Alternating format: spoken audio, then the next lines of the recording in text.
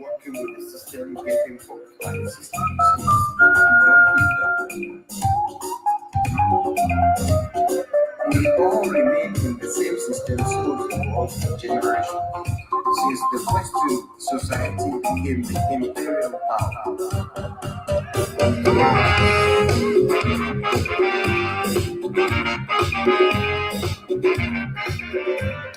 What's up, everybody? This is Super Mike. Coming through again. We want to have a quick conversation. We are a little late, but we're going to keep it moving.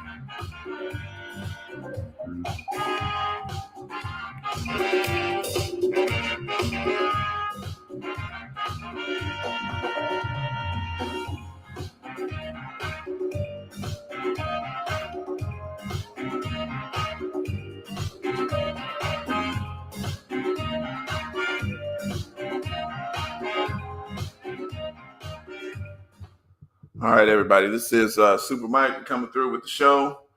It's a little late, but guess what? It's still going to be on time. This will be a call-in show, and we're going to try to go through this as quick as possible. But if you want to come up, you can come up. Make sure you press it. We'll drop the link in the chat. We sent out a couple of links already. But what I want to do here is touch on this DEI thing. What's up, James? Touch on this DEI thing and the plane crash and the Trump stuff. And then we're going to go through, some of the other clips why people are, talking about Trump, right? Of course, that's what you're supposed to do. He's the president. Plus, he's making sure that everybody pays attention. He's making sure everybody pays attention to him. Well, all right, 1-900. What's up, Mike? Okay. And make sure you share it. I'm kind of I don't know. Zuckerberg claimed that he wasn't going to be banning people for stuff, but I think on Facebook, they kind of restricted me for some reason. I'm like, okay. And I think they restricted me because I shared, I think one of those Meta employees over there, I shared one of their, little a news clip about them, and probably they got mad. I think they did get mad with that. So I'm gonna try to share this on something else too. But yeah, make sure you share, press the thumbs up on the little YouTube screen. And so let me look at this here. This is let me see here. Let me see if I can share the screen. Actually, so right now what's going on in the world, you got these plane crashes, and prior to the plane crashes, they were doing a bunch of stuff on immigration. Everybody was scared. A lot of people were scared in the California area and different parts because they were doing these ICE raids, which they still are doing them. They're on the job. They're going to schools. What's up, everybody? What's up, Leroy? You should have a link. You want me to drop it again? I can drop it again. Let me see. I'll drop it again. Let me drop the link if y'all want to come up.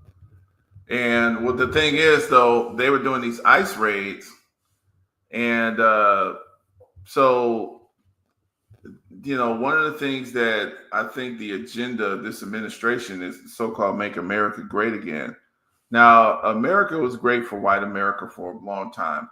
People were saying how that was actually just a fluke in history because it's not something that can last to be so-called great for one group of people, and that's it.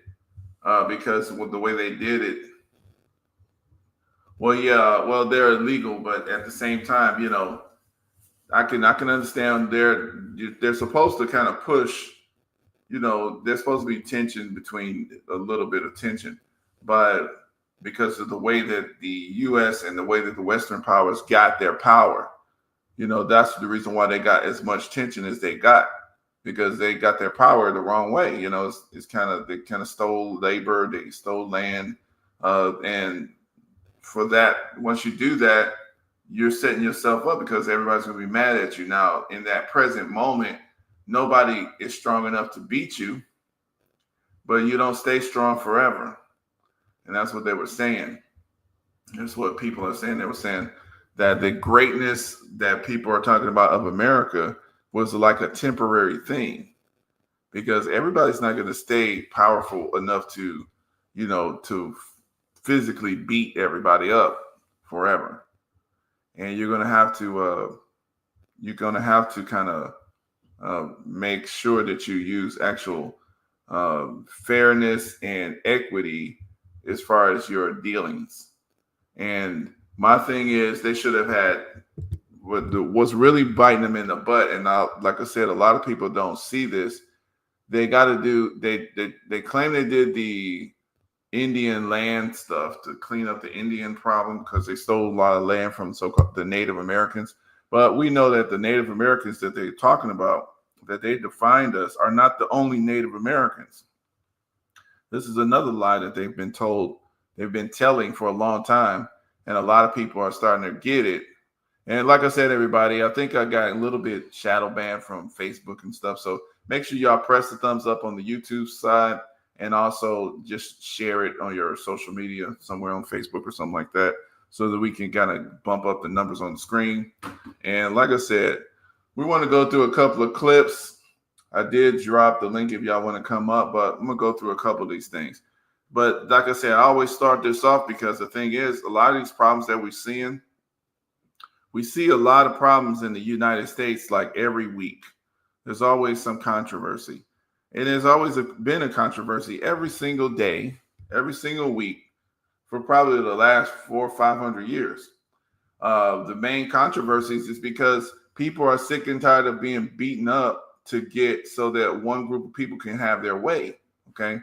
And so now those groups like Black people, like let's say the indigenous Latin folks, like from Mexico, these folks are kind of pushing back, and now we're a little stronger than we used to be. So, the white population, like Trump wanted, is kind of, they want to try to make America great again, but they want to make it great for themselves. And that's just not going to happen like that no more. So when you start seeing the attack on DEI, which means diversity, equity, and inclusion, also the attack on affirmative action, which was written to try to spread the wealth to Black people. It was really spread the wealth to Black people. The first affirmative action program was written by Dr. Claude Anderson. And we got that. I went and did that research to find out when he did write that. And it was written in 1971. He was in Florida, because we know that it's hard to get work, especially these jobs. They kind of get the chance to kind of spread to only pick certain people in these jobs. So let me see. Yeah, and see, that's what I'm saying. America can't get any greater than anywhere else. We are the greatest already. Not no more, but let's see. So, I mean, and it's you can be the greatest. Greatest is an opinion. So people can be the greatest for some people, and some people say no. But over here in Stockton, California, I was just going to the Costco. Dude, it's obviously greater for a lot of immigrants, because every single person in that store, damn near everything, I would say like 99% for a lot of immigrants. What's up? There you go. I can't call it. Yep. What's happening? Like, it's all good. It's all good. We're gonna go through some of this stuff. But like that store in Costco, everybody in that store, probably 96% was from somewhere else. They was from Pakistan, India. They was from, of course, probably the Latin company. So Mexico and stuff, I can understand them being here in high numbers because they're like right there.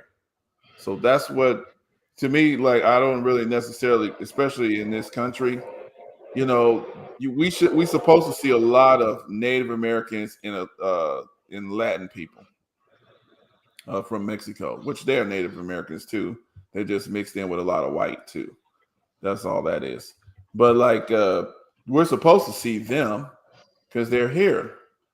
But it's interesting when you see a lot of Chinese type Asians, Filipinos, and then you see a bunch of Indians from India. And then I've worked with people, and they've told me like, "Hey, Michael, I'm not a good guy. I came here the wrong way." I'm like, he telling me, okay. So it's not just a bunch of Time Latin to hit folks. up ice.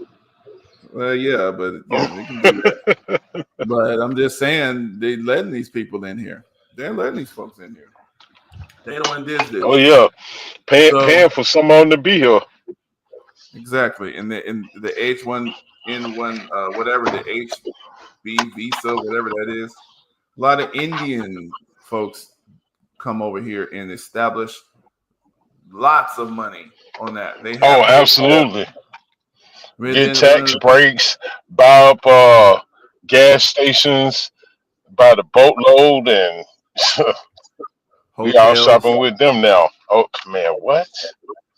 I mean, I hotels, can't tell you how many hotels I've been in that smell like straight curry. right? Ones I done worked in where it don't smell like curry, but they own it. And what are they supposed to do? They're supposed to do that because you're letting them in, Yeah. right?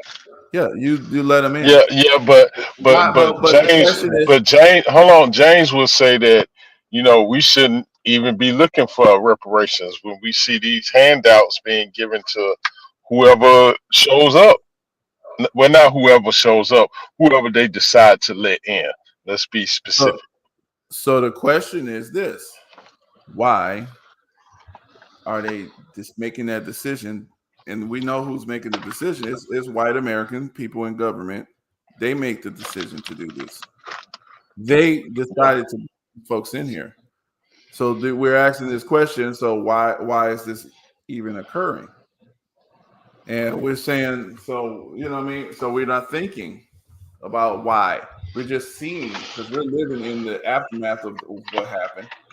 But yeah, that's what you're dealing with. You're dealing with why that this is so many outside immigrants from over different places. When they, like I said, when they come in, there's whole entire towns. Okay, they renamed the town their place Delhi. When you were staying here, did you ever go down 675? 675. You Yeah, talking we about got 285. Atlanta? In Atlanta, yeah. Yeah. Excuse me. Okay, you go down Yeah, 675. As soon as you get on it, you look to the right. I don't know if it's Sikh, Indian. It's some kind of temple. right. Huge. Exactly. Yeah, Yeah. yeah. So yeah, that's what they're doing. They establish their spiritual spot and their foothold. Then they advocate for themselves to be there, and they'll go somewhere. They're smart. They'll go somewhere where nobody really knows about. Like nobody is really in certain spots. It's a lot of parts of America where nobody is there, and they would set up there. That's where they're gonna live, but where they're gonna get their money from is where you stay. But they're gonna be out of the way. Uh, they make sure that they're out of the way. They're not in all the politics. They're not in all of the politics and stuff. Especially the Indian folks, and even some of the age the Well, hold on. Vivek Ramaswamy. see now you're seeing them. I'm saying this is how they start. They're starting when you probably heard of Indian American politicians and people trying to flex Yeah, their power. Bobby Jindal. You haven't heard of it. You start hearing it way late. But when they start coming in and when they was establishing their power, you didn't hear about them people. And you still don't really Oh hear, no. you don't know about where they really live and you don't really know. Even now, we hear some of them, they get up and they've been born here and they speaking all, Englishy and the American vernacular. But you don't Englishy. really, I like that. right. You don't know really. Let me see here. Delhi, California. There it is. Look at this, man. These people. I mean, they had a whole town, man. It didn't. They didn't just come up with this whole town in the last 10 years. This thing been Oh, here. So it's like I'm saying to us, what's happening is it's like we're doing all kind of other stuff, and there's these folks are here, and they've been working. They've been getting the money, and we go to the gas station. We see them at the gas stations. Yeah, we see them at the gas station, but it's not oh, like, absolutely. yeah, like there's a whole town. They done changed the name. They got the power there. This is where they bring their folks in. Delhi, California. Not past this. It's in the Central Valleys of California. Not only that, they're on the, let's see. Yeah, there you go. Indians. They run the government there. They're on the Central Council. They're sitting up there running that city. Yeah, because they built that city. Yeah, but I mean, and I'm like you said, I'm sure there's more things across the country where they're at. Um, so, and it's funny here. They call themselves white. So it said the racial makeup of Delhi it's 5,655 people. 52% of them are white. 1% is African American, Native American is 1.5%, 3.8% Asian, Pacific Island, 36% from other races. They don't even say it. It's not no white people there. They are Indian. Those are Indian people, but they consider themselves white. You see what I'm saying? Those folks, Oh yeah, yeah, they consider themselves white. So, yeah, and so do a lot of the Hispanics. well, yep, and that's the reason why they vote the way they vote is that they think they're safe. But look, some of them have changed. Even though we seeing these videos now coming out where they call themselves mad at us when you didn't vote for her, I didn't vote for her, but Right. the vast majority of us did. Well, a lot of them voted, in a different direction than what the majority of us did. So why you mad at the rest of us who wouldn't even put her over the top if we would have voted for her? They're mad because they lost that they believed lies, and this is why I tell people like, you might not want to believe something, but if a thing is true, it's true. You don't want to set yourself up for believing lies because when the truth pops out, then you're kind of mad. So let's listen to that video that you had showed. Do you allow any other? Let's see. Do you allow any other cultures of non-black, non-whites, or is it only a two-color system? Well, the thing is, black. The problem is, black people are not in control of the nation that they are born and raised and help build. We don't have the power of directing the nation. Help build. That's No, kind. we help build it. I mean, you can say that. I mean, I know people say that we built it, but to me, we didn't. I can't take credit for all of this. No, I didn't build some of this shit. Hollywood. I didn't do that. Yeah, well, no, but We helped. But what you seeing in Hollywood, we didn't do all of that. We did oh help. no. So that's my point when I say help build. We We did a say don't lot put of. it all on us. All this ain't our fault now. I don't want to take credit for it either. No, we don't. I do not want to take credit for this. All of it. We did the good stuff. We tried to make stuff good. I'll say it that way. We sit up here and tried to do civil rights and all of this, and we tried to, tell people, hey, Infiltrated civil rights. When yeah, you really think about it, it was infiltrated both ways by the government and by the J Squad. By the J Squad first. well, they are the government. That's one people don't want True. to see. They the they own this True, stuff. true, and that's why I do have a measure of slack for the white people who don't go along with it because some of this stuff they were pushed into, or more than pushed, manipulated into. Well, they deserve it Because because they set themselves up for that.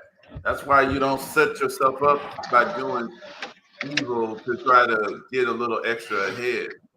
That's the problem with that group too, because they actually, the people who so-called the J Squad, they all the same people. That's just a group of oh, yeah, Khazar. but they'll say they're not white.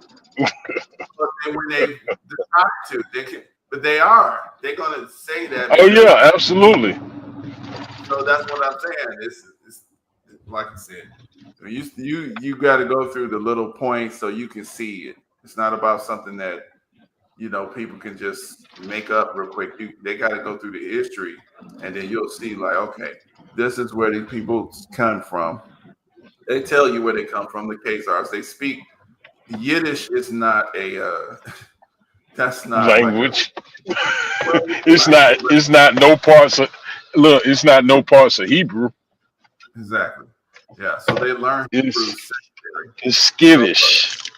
yeah, no, that's where they come from. No, I'm not making fun of because every last one of them don't think the same. So when you're dealing with individuals, you dealing with individuals. But when you're dealing with trends of groups, that's a whole different subject. But like, yeah, so it's like, yeah, I mean, they, they, that's what they get to me. I mean, we got what we get.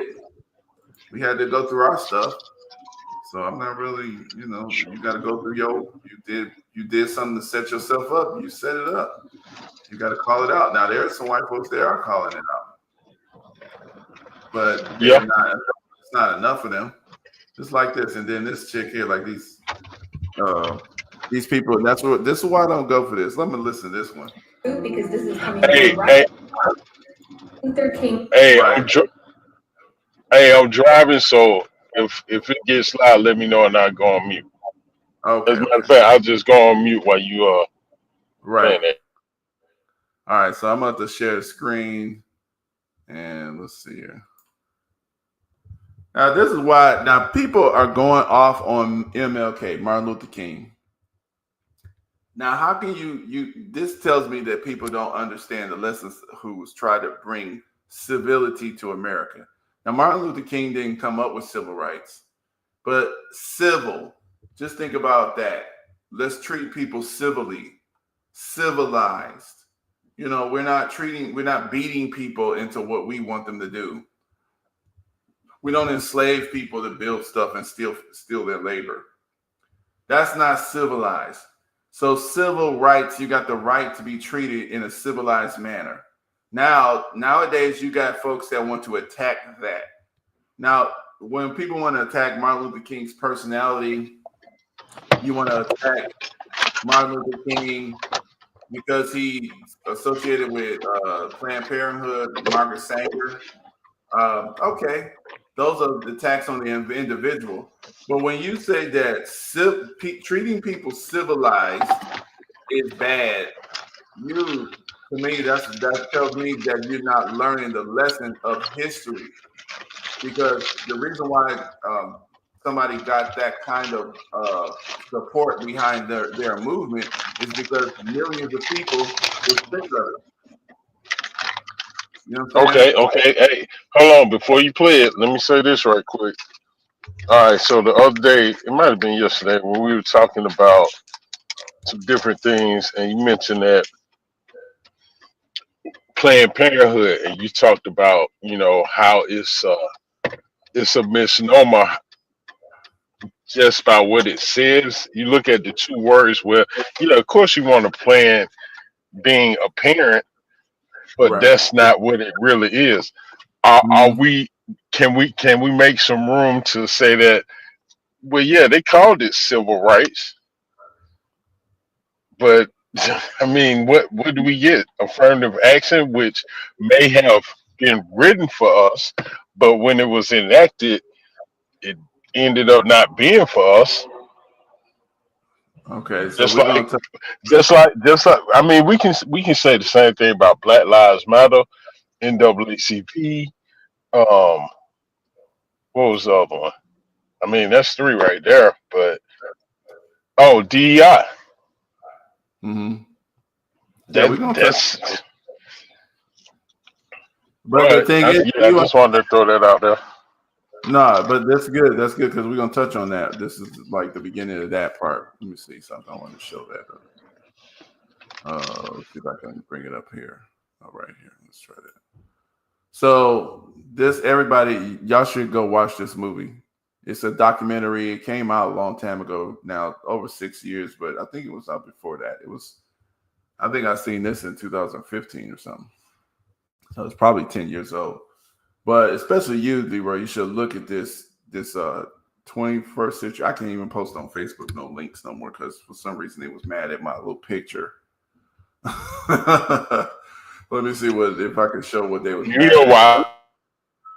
Yeah, but so anyway, yeah, y'all should look at this. It goes through the whole thing. A lot of stuff on Planned Parenthood. I'll play a little bit of it. Just let me see if I can do this.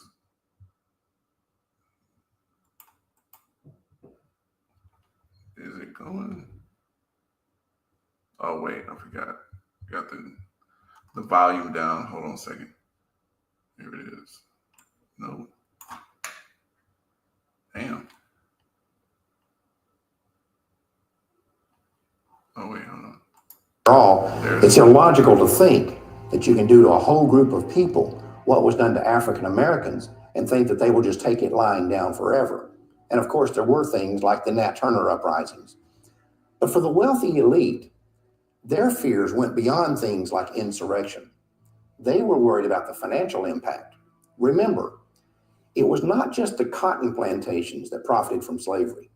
Whether you're talking about the banks or the insurance companies, the railroads, even the newspapers, the fact is that almost every aspect of the American economy was at some level or another invested in the slave business. All right, so just that little clip that I just happened to put on here. This movie, the reason why this documentary is so important is because they're teaching you and making you understand what the trajectory, what led us to this point. So when you're talking about these wealthy elite type of people, they understand the foundation of what their wealth is built on. They study it. They know what systems are bringing them in funneling. It's called funnels. They understand what stuff is bringing money to them.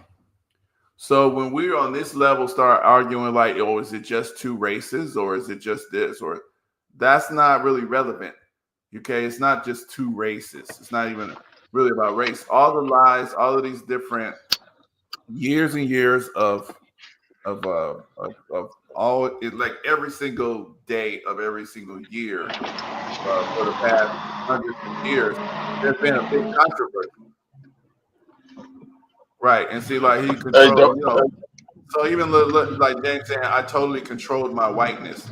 Well, the thing is, this is a part of, see, he's talking about on an individual levels because he's saying the word I. And that's why I keep telling people, I was like, really, we got all of us, we are born into groups because this is just the way the world was set up. So if we're saying that we want to stop the racial categories, okay, then you're going to have to create a whole new, you're going to have to go ahead and make everything a little bit equal. So that way now people can say, okay, we're going to create a new system. But we're born into systems we can't control. Okay, so if you're white, then you're just white. You have that lineage. Your job is to do what you wanted to do. If you decide you want to kind of clean that up, then you got to put some efforts to clean that up. If you don't care, you don't care. You see what I'm saying? But the world, everything that you played from that clip in that short clip is the complete basis for reparations. The fact that the whole of society was dependent on free labor, I mean, says everything. I mean, is there anything else to explain? I mean, James, come up, share. Well, the thing is this. When you try to say, oh, well, I can't control that. That's what happened. We got to just forget it. That's actually crazier than saying reparations, because That's opening the door to repeating it. Whether it's the fear from some white people that if we ever gain complete control, we would do the same, or the people that did it before would do it again. You opening the door to that happening either way by saying, "Yeah, we don't need to talk about that," but we're constantly reminded of World War II that we can never forget. right. Yeah, and so the thing is, it's like this is these problems are there. People are having the luxury of ignoring something. It's like a bill that's due. It doesn't actually go away just because you have the ability to ignore it for a long time. At certain points, the bill collector shows up. Hey, time to pay the piper. It's time. You see what I'm saying? And that's kind of like where we're dealing with here. So if you go through this movie, you should see, whoever get a chance, go through this movie. It's just 21st, it's Ma'afa, 2021, Black genocide in 21st century America. Once you look at this video, you'll be a whole lot smarter on what racial categories is. You should know about racism, like why it's a thing. Like this is why it must be DEI, diversity, equity, inclusion. You'll understand more about it. It touches on everything, because the thing is, you trained a whole group of people for hundreds of years, and now you don't want to actually restore them properly because you feel like now, okay, they're going to have decision-making power with me, and these people are beneath me. We don't want these people to have actual control in the society. They have to beg for control. So this is what protesting is about. So when we talk negative about, so of course it's up to their benefit. This is what I was getting at just now. Oh shoot, let me do this. So when you say when they got us talking bad about Martin Luther King, like, dude, really, you got to think. You can pull up something bad about every human being, okay? And it could be true. But if you want to pretend like what this man did, what tried to do, or what civil rights was supposed to be, the origin of a thing is the nature of it. The origin of a thing is the nature. The way it starts Oh, off, well, the okay. origin I of mean, if we gonna go with that, we can. Who started the NAACP? And I'm not talking about the black faces put in front. Okay, so exactly. So that it's going to be the same. Who started it? It was white Jewish people. But why did it start? It started actually from another man, and it wasn't the NAACP. It was called the T. Thomas Fortune. He was black, but he was mixed because he was a former slave. His father was a slave. That's why I said we got to go through the history of this stuff, because then you're going to start understanding why things behave the way it behaves. Oh yeah, I mean they hijacked it like so many other things. No, they started the NAACP to control the natural response of black people. Yeah, So that's why I said they hijacked it. That's why I said no, they no, hijacked no, no. they Listen, hold on. hijacked what the person that you mentioned, Let's not go. the white Jewish people, the original idea. They hijacked that and gave us something that doesn't work for us. Okay, so yeah, so that's good that you do put it that way. It doesn't work for us, but it did work for us at some points.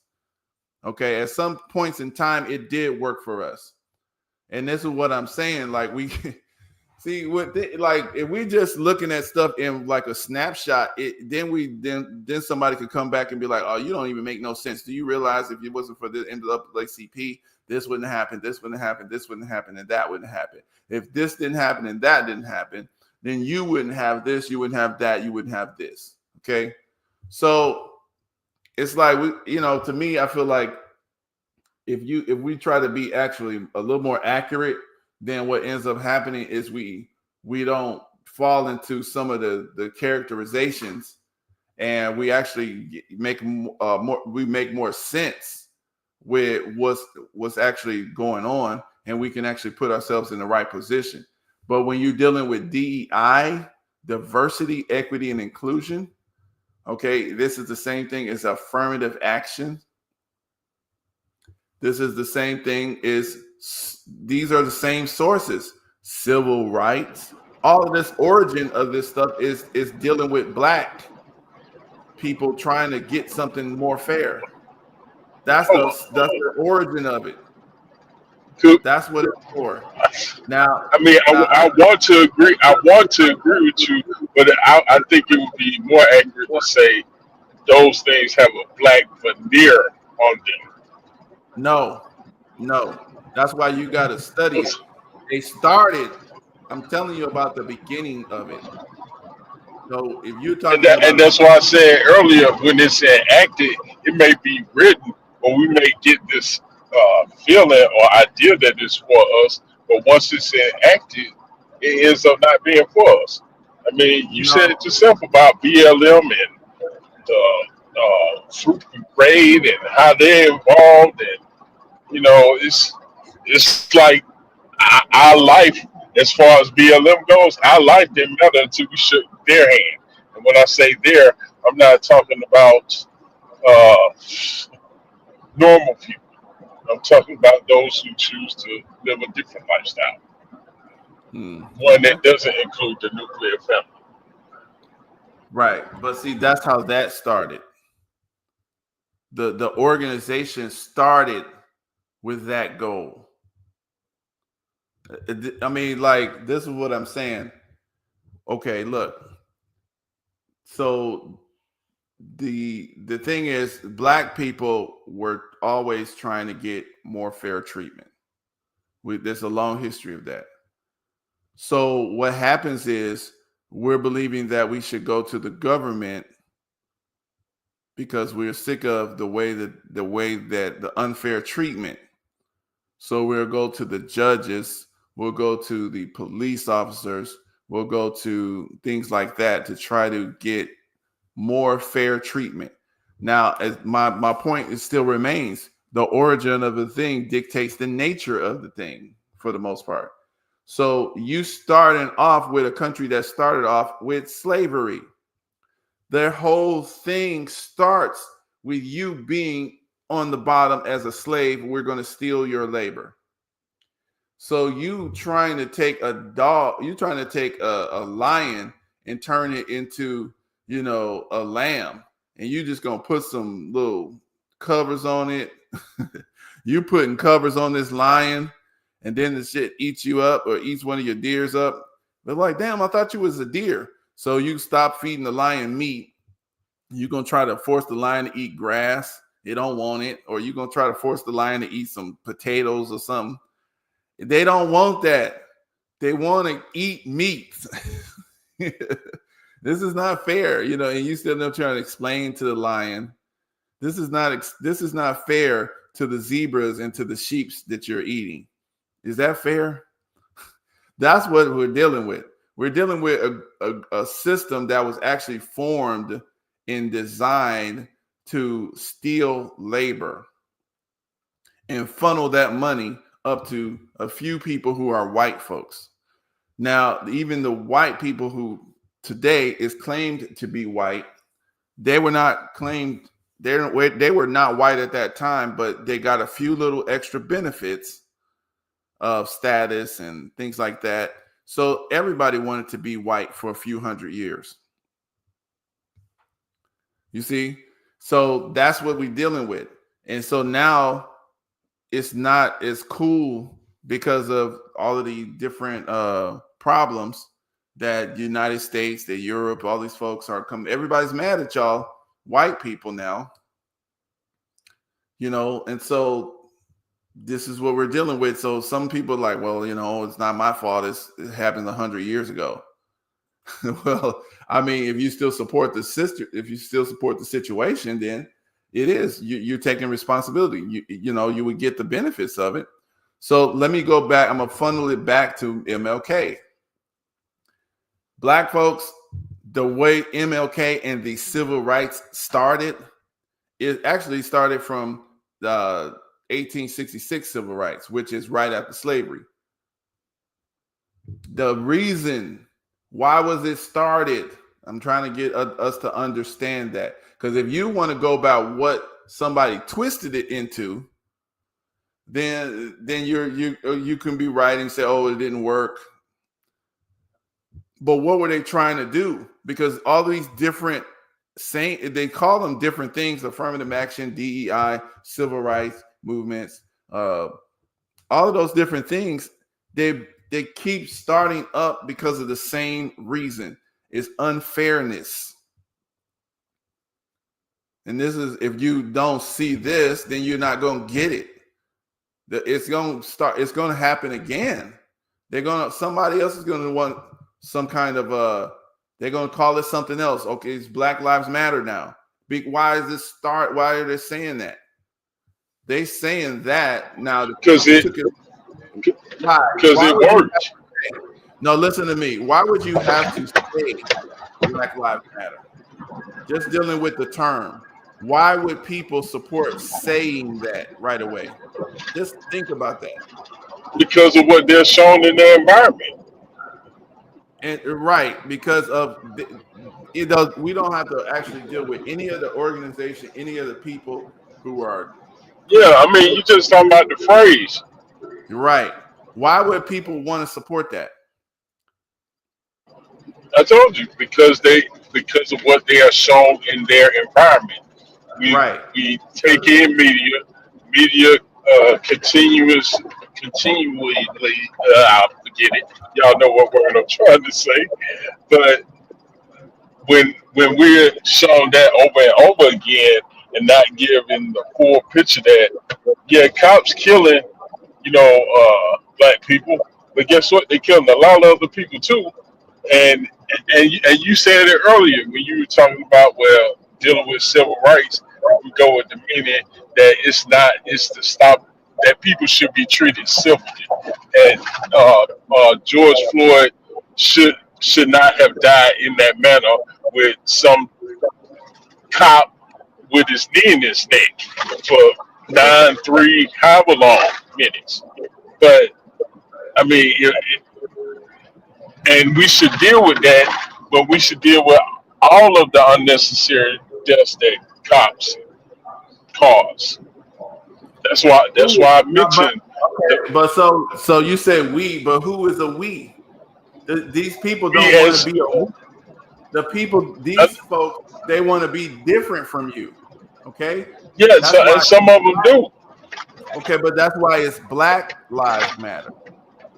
It's not. Okay, and then what was the response to that? All lives matter. And who did that? Does not all lives does not. That was the answer to Black Lives Matter, which was a rules, not the phrase, but the organization. No. Absolutely. No, that was the answer to the phrase. All lives matter. No, that was the answer to the organization. If it was the answer to the phrase, then it would have been Black Lives Don't Matter. If you're gonna go directly at the phrase, that's what they did. They changed it. See, that's what and actually that's a real good thing to study. So when people said Black Lives Matter, there were some other groups of people that immediately took the phrase itself as this is telling us no other life matter. That's what the words in the reports, in the responses was on the internet. So other lives don't matter. See, nobody said other lives don't matter. We're just saying, hey, stop murdering people like this. Stop this unfair treatment. This is okay, but when you only say it's Black lives, and I'm not saying I disagree with the phrase, but when you single it out with Black, I mean that's the kind of response you're gonna get. Okay, but so let's look at that. Why? That's my point to you again. Why are we saying? Why does it have to be? Why does it keep coming up? Just in the people, just naturally about Black stuff, civil rights. So okay, but because But that wasn't natural. Those hold on. women went to meet with Barack Yeah, Obama you're not and responding. the founder. But see, Go Leroy, ahead. you're not responding to what I'm about to say because you haven't let me finish saying it. You're not responding to what I'm about to say because I got to let me finish this point part. I'm asking this question. This is not what we just thought. I'm asking this. I'm saying, listen, this type of movement keeps occurring. It gets called different things. It was called civil rights. It was called the NAACP or the National Defense League. I believe that's what the name of T. Thomas Fortune movement was. It was called Black Power. It was it was black, some special for black people, affirmative action. I got a clip from Claude Anderson saying that he wrote the thing for black people. Okay, DEI, diversity, equity, inclusion, was for black to be treated fair in the workplace. So you asking, I'm asking the question. Listen to my point here. The question is, why is it black first that people are continuously coming up with? They're not saying everybody, they're saying Black Lives Matter. We need more black people included. We need black funding. We need black jobs. Black. Why are they saying that? These are regular people. If you look at the history of these different movements, they're not saying all, they're saying black. Okay, so I wouldn't include C. Thomas Fortune in that because his movement was hijacked and turned into something else. And the reason we keep getting these different machinations of the same thing is because of what I said earlier. It works on the vast majority. Okay, we can get them a fake leader, or we can get them an organization. We see by and large, the masses haven't seen through our rules that is the NAACP, and they're not gonna see it when we give them BLM, and they're not gonna see it when we give them DEI, because no matter how much you, me, or any other black person tries to explain it to black people who think these organizations are for us, they can't see it until they see it. Okay, and my point is to you, the thing is that I believe that you're not seeing is why does it work? If I go out there and try to let's start an organization, let's make it big, and let's say that, okay, we're going to do NAMBLA. And you know what NAMBLA means, right? Yeah, National Okay. Man. So let's make that big. Let's make that big. Why didn't that come? They didn't even destroy that organization, by the way. But why isn't that big? Why doesn't that work on the masses of the people? See, we're dealing with the minds of the masses. I'm not talking Because there's a natural abhorrence to that. okay.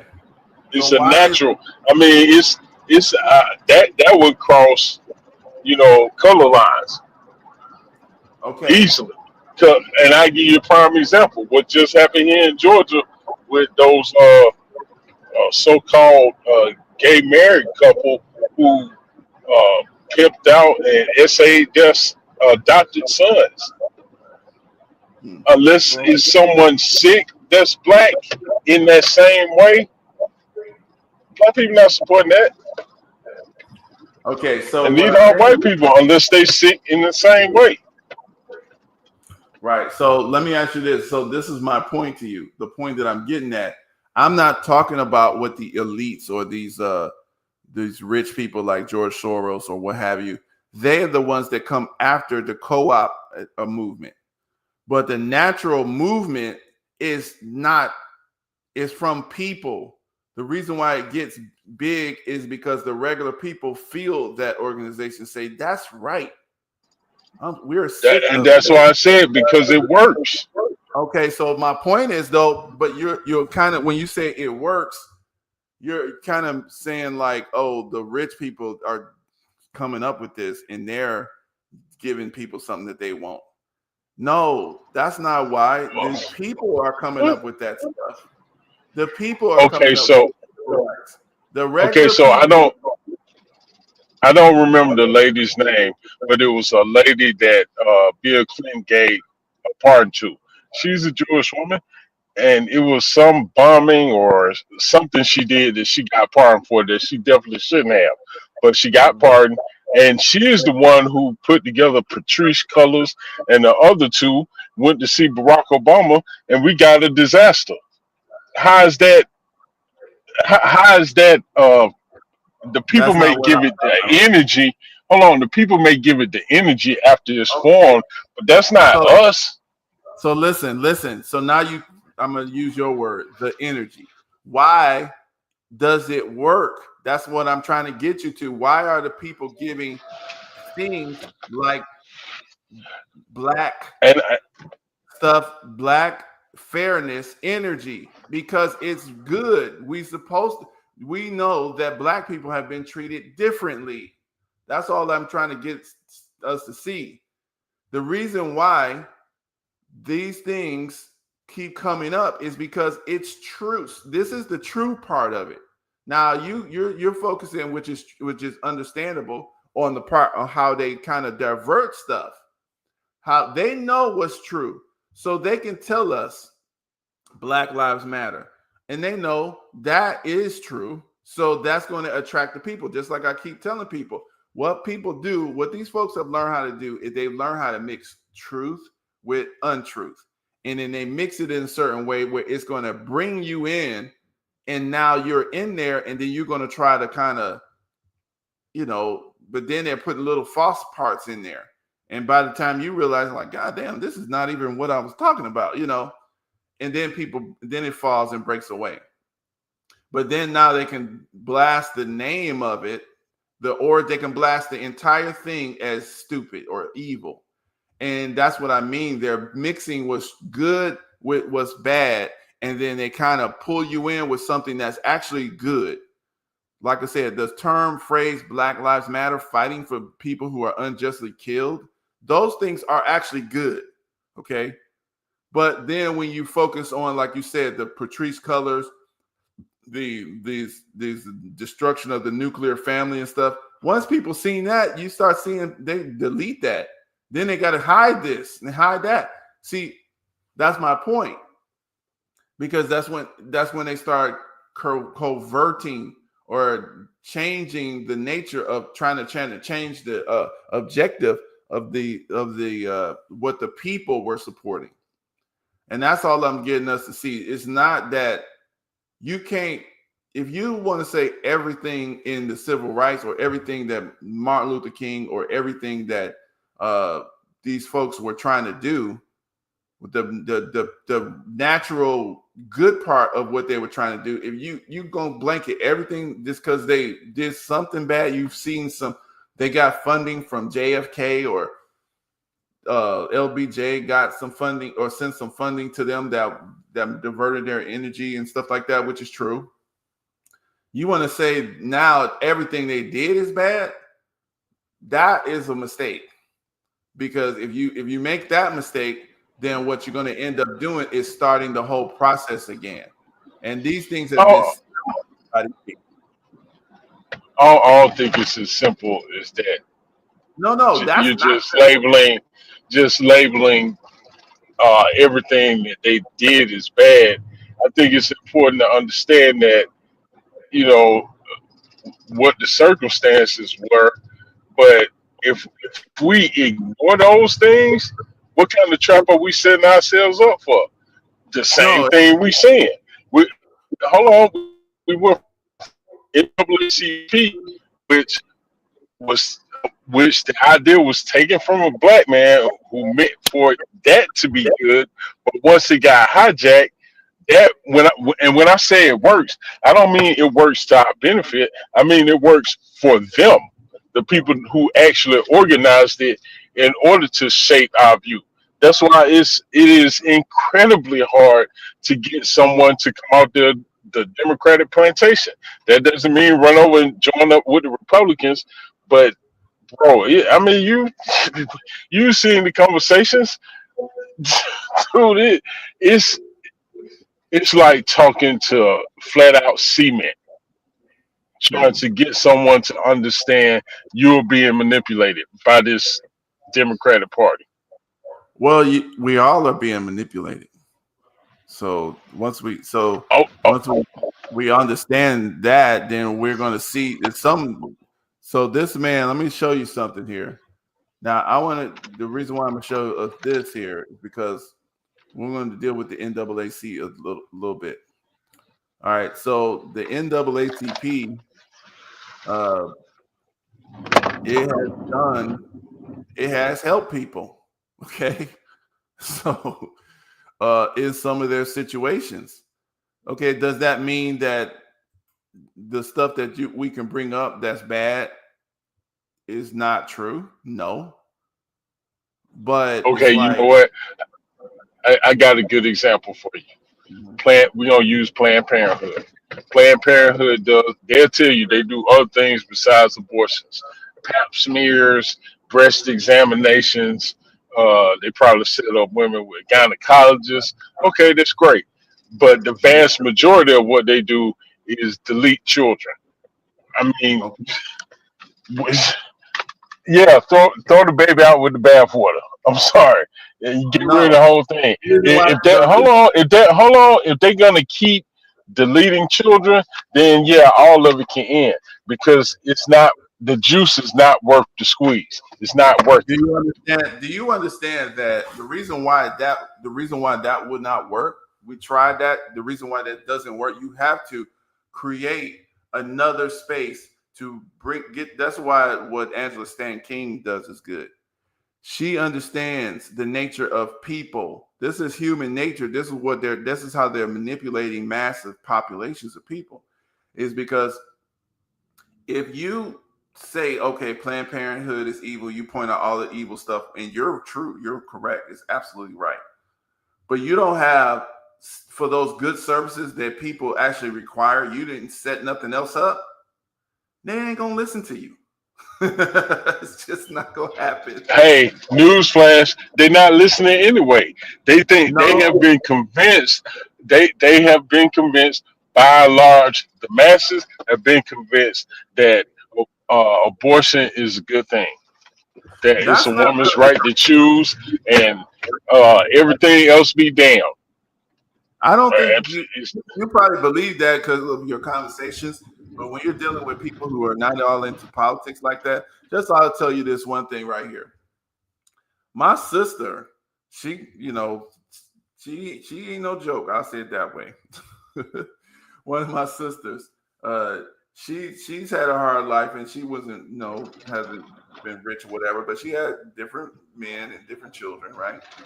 But she never did an abortion. And it's funny that they have this system now where they kind of discourage women from having children, especially black women, in the oh hospitals yeah, with the mortality rate, with the C-section epidemic, with all this stuff going on. So it's interesting, and all of these different shots they want to give the baby. We don't know what the hell's in these shots. Right away, they want to give your baby a shot. What is that? Vitamin K. What, K for kill? What are you talking about? What is in there? They're giving your baby a shot in the foot, and then you remember I showed you that video. Then you see a lot of our kids come out weird ways, and we don't understand what's going on. yeah. So this is what I'm saying. Like, there's more than just this agenda is because of this stuff, and the agenda is to, delete or reduce the numbers or manage the numbers of a population of people that they don't like. And so if we're understanding what these folks' motivation is, then we will understand why every time we say, "Oh, Black Lives Matter," because you cannot have a good trend that actually benefits Black people. We can't have that because that's going against our objective, which is to reduce the numbers of these people. We're trying to get these people out of here because of all this history, the stuff that we done put through these people. If they get any kind of controlling power in the society, they will come directly after us, which is true. We coming straight after Bill Gates and all of them folks. Yeah, If we that don't let sounds good. No, ain't no sounds good. You got to study because I'm saying something that's backed up as actual truth. When black folks, you're talking to the political divine nine type people, but you give black people actual control. I'm talking about random people. You give us control where we can actually solve our problems and actually control the finances in our community. Then what's going to happen? We're coming after. We're going to direct them. We're going to make intelligent. We don't have to protest to put money in our schools. Then we don't have to protest to make sure that our city is safe and make sure that you have actual corrective programs in these so-called prisons and jails.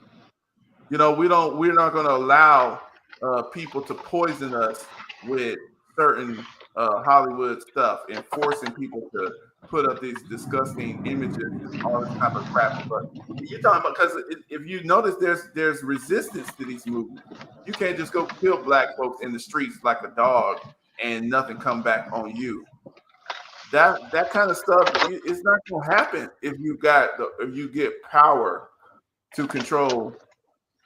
Which in power, that's what they were talking about. Power is actually you're running the business, and you don't your business is not dependent on some white folks funding you.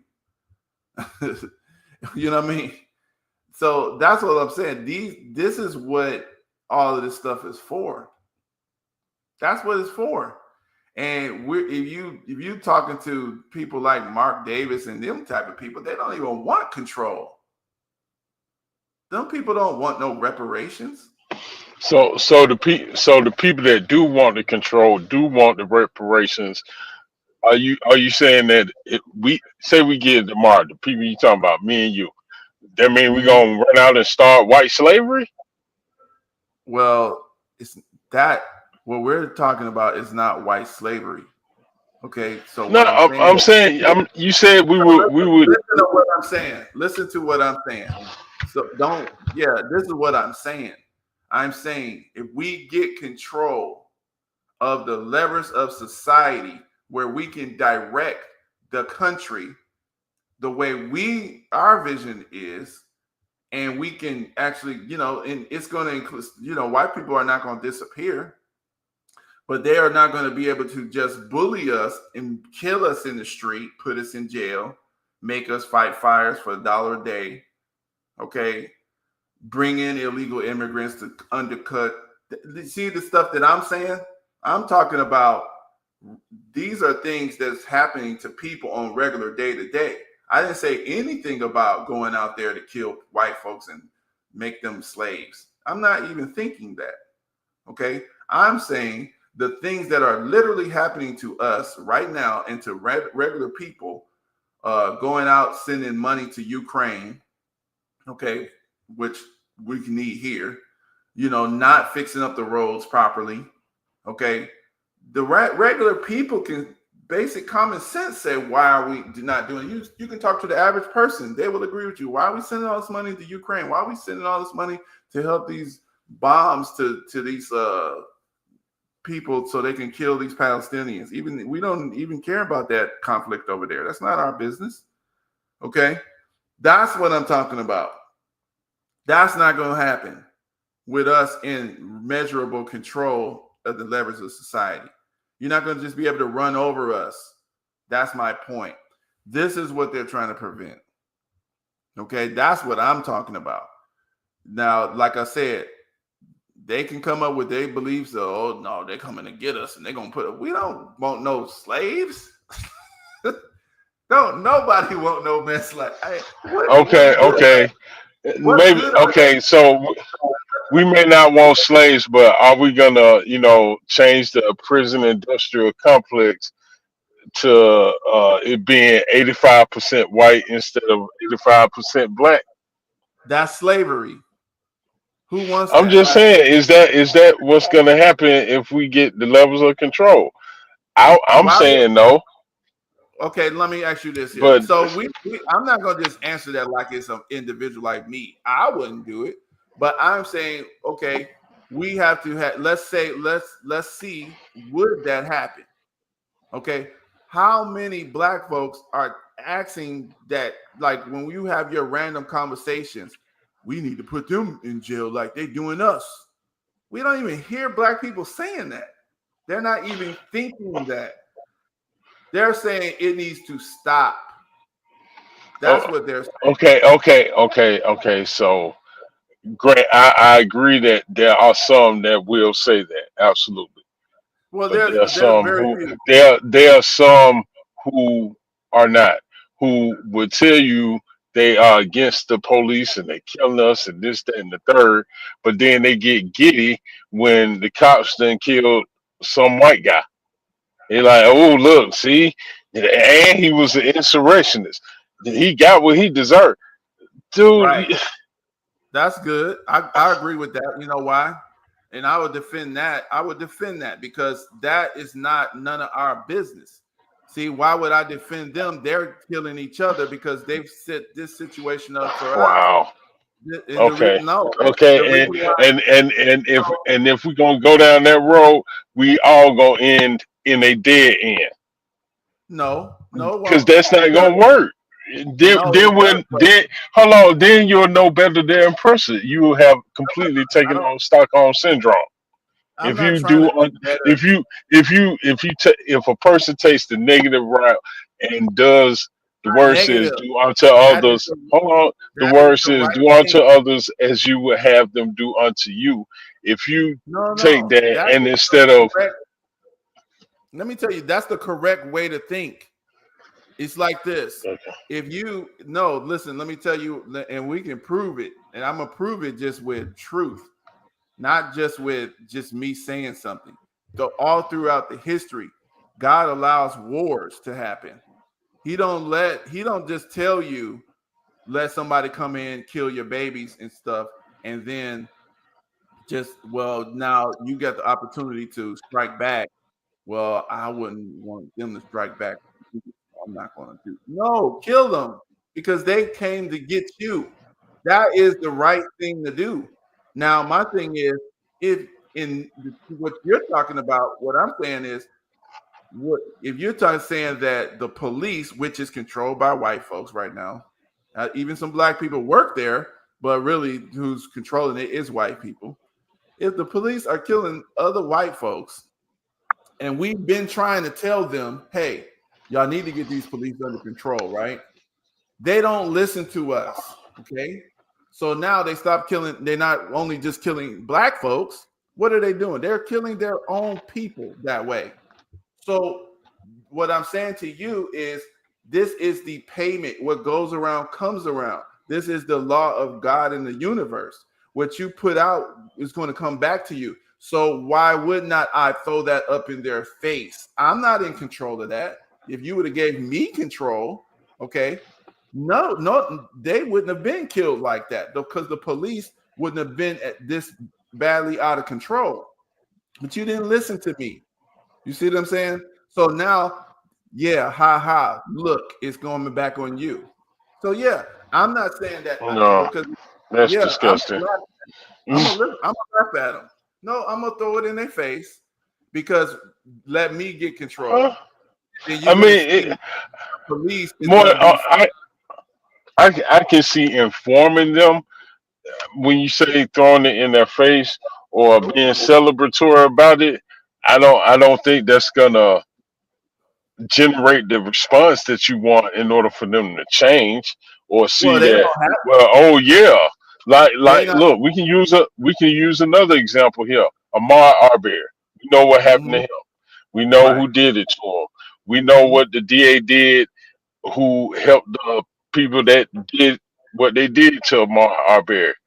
Right now, mm-hmm, she is going to trial because right. of because of the part that she played in trying to help them cover up, get off, evade prosecution, into that.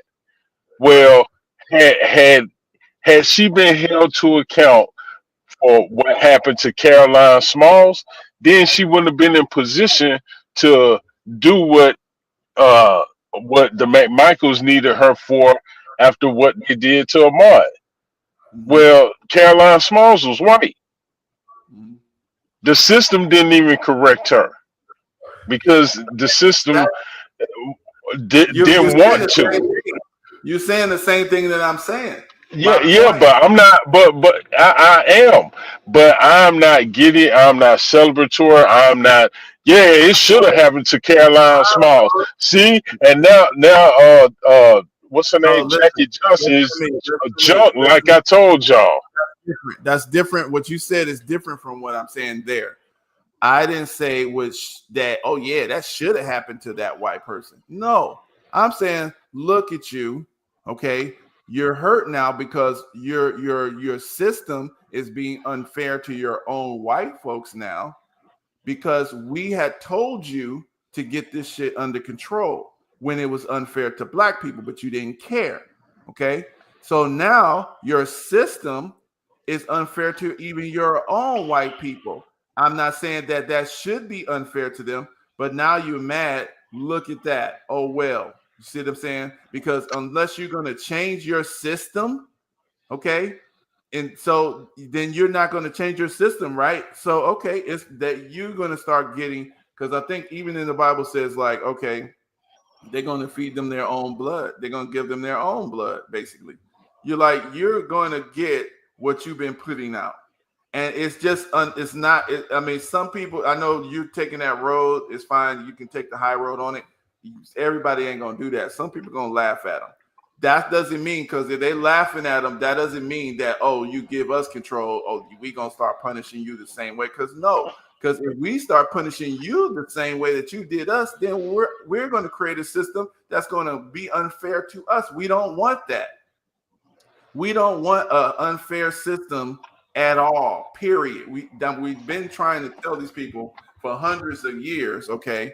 And that's why I like this man's content. We should listen to him, because he's showing you like these are real cases that we don't even hear about of black folks that have been fighting these systems for hundreds of years in Georgia, in Alabama, in Tennessee, different spots in different places. And the thing is, they just run all over it. Now, sometimes they try to do a little bit of the right thing, but then sometimes they'll just run over the black person and nobody cares, right? So that's what I'm saying. After all these years and centuries of this kind of treatment, when some white people get themselves in trouble with their own system, mind you, this is the thing they control. This is what they built. When they get in problems, yeah, some black people are gonna be like, yeah, see, look at it. They're gonna laugh, and I don't see a problem with it.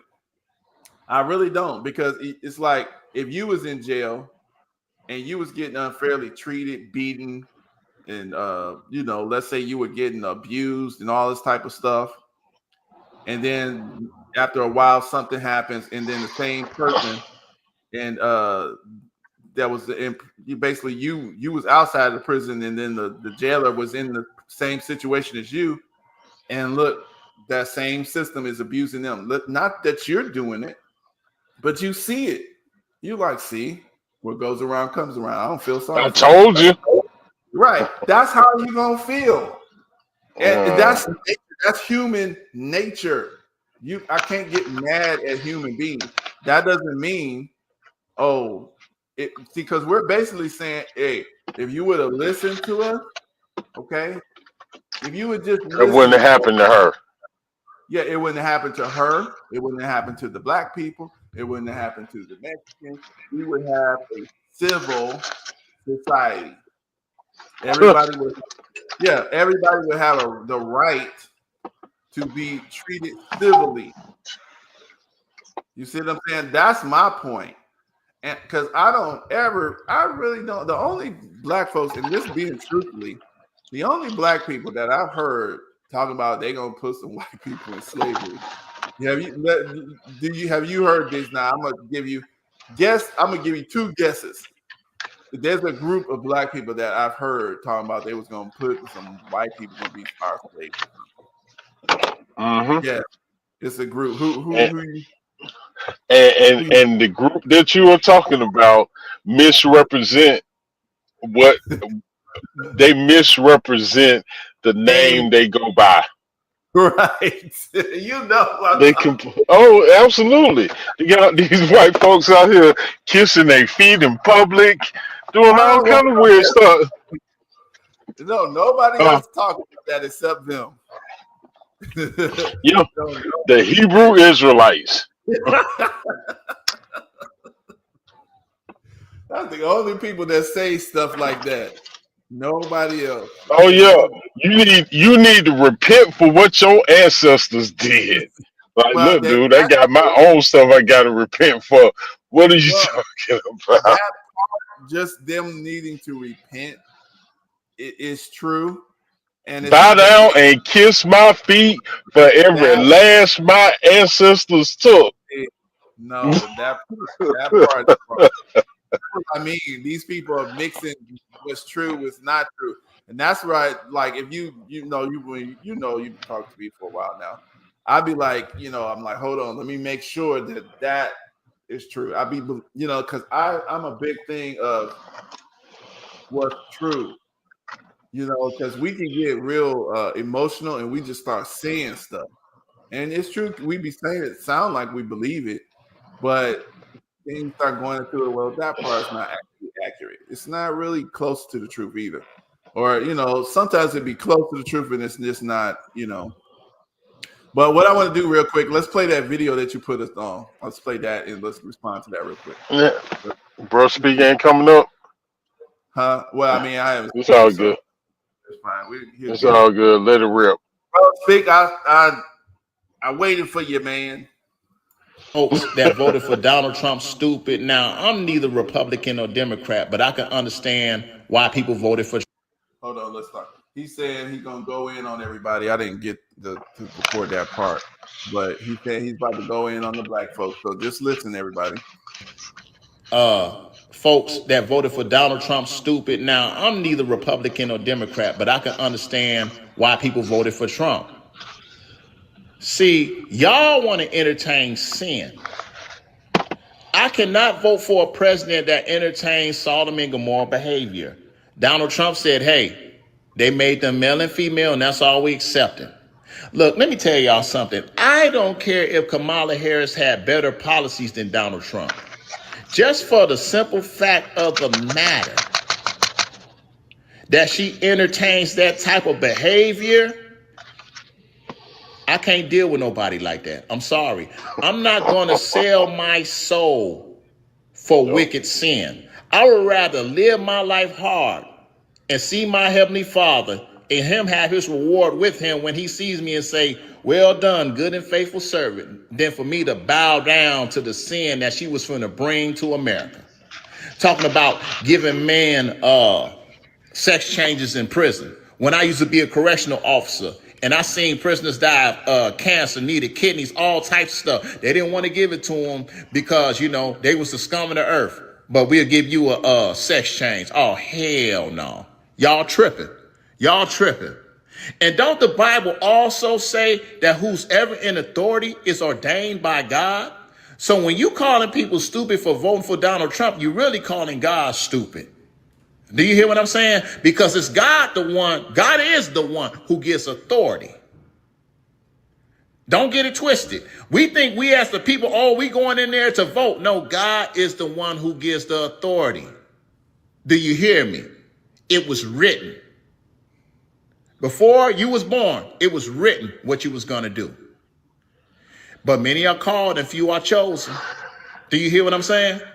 See, but the church has become a safe haven for sin. That's why you got a lot of these simp pastors talking about black men didn't want to vote for Kamala Harris and all this other crazy stuff.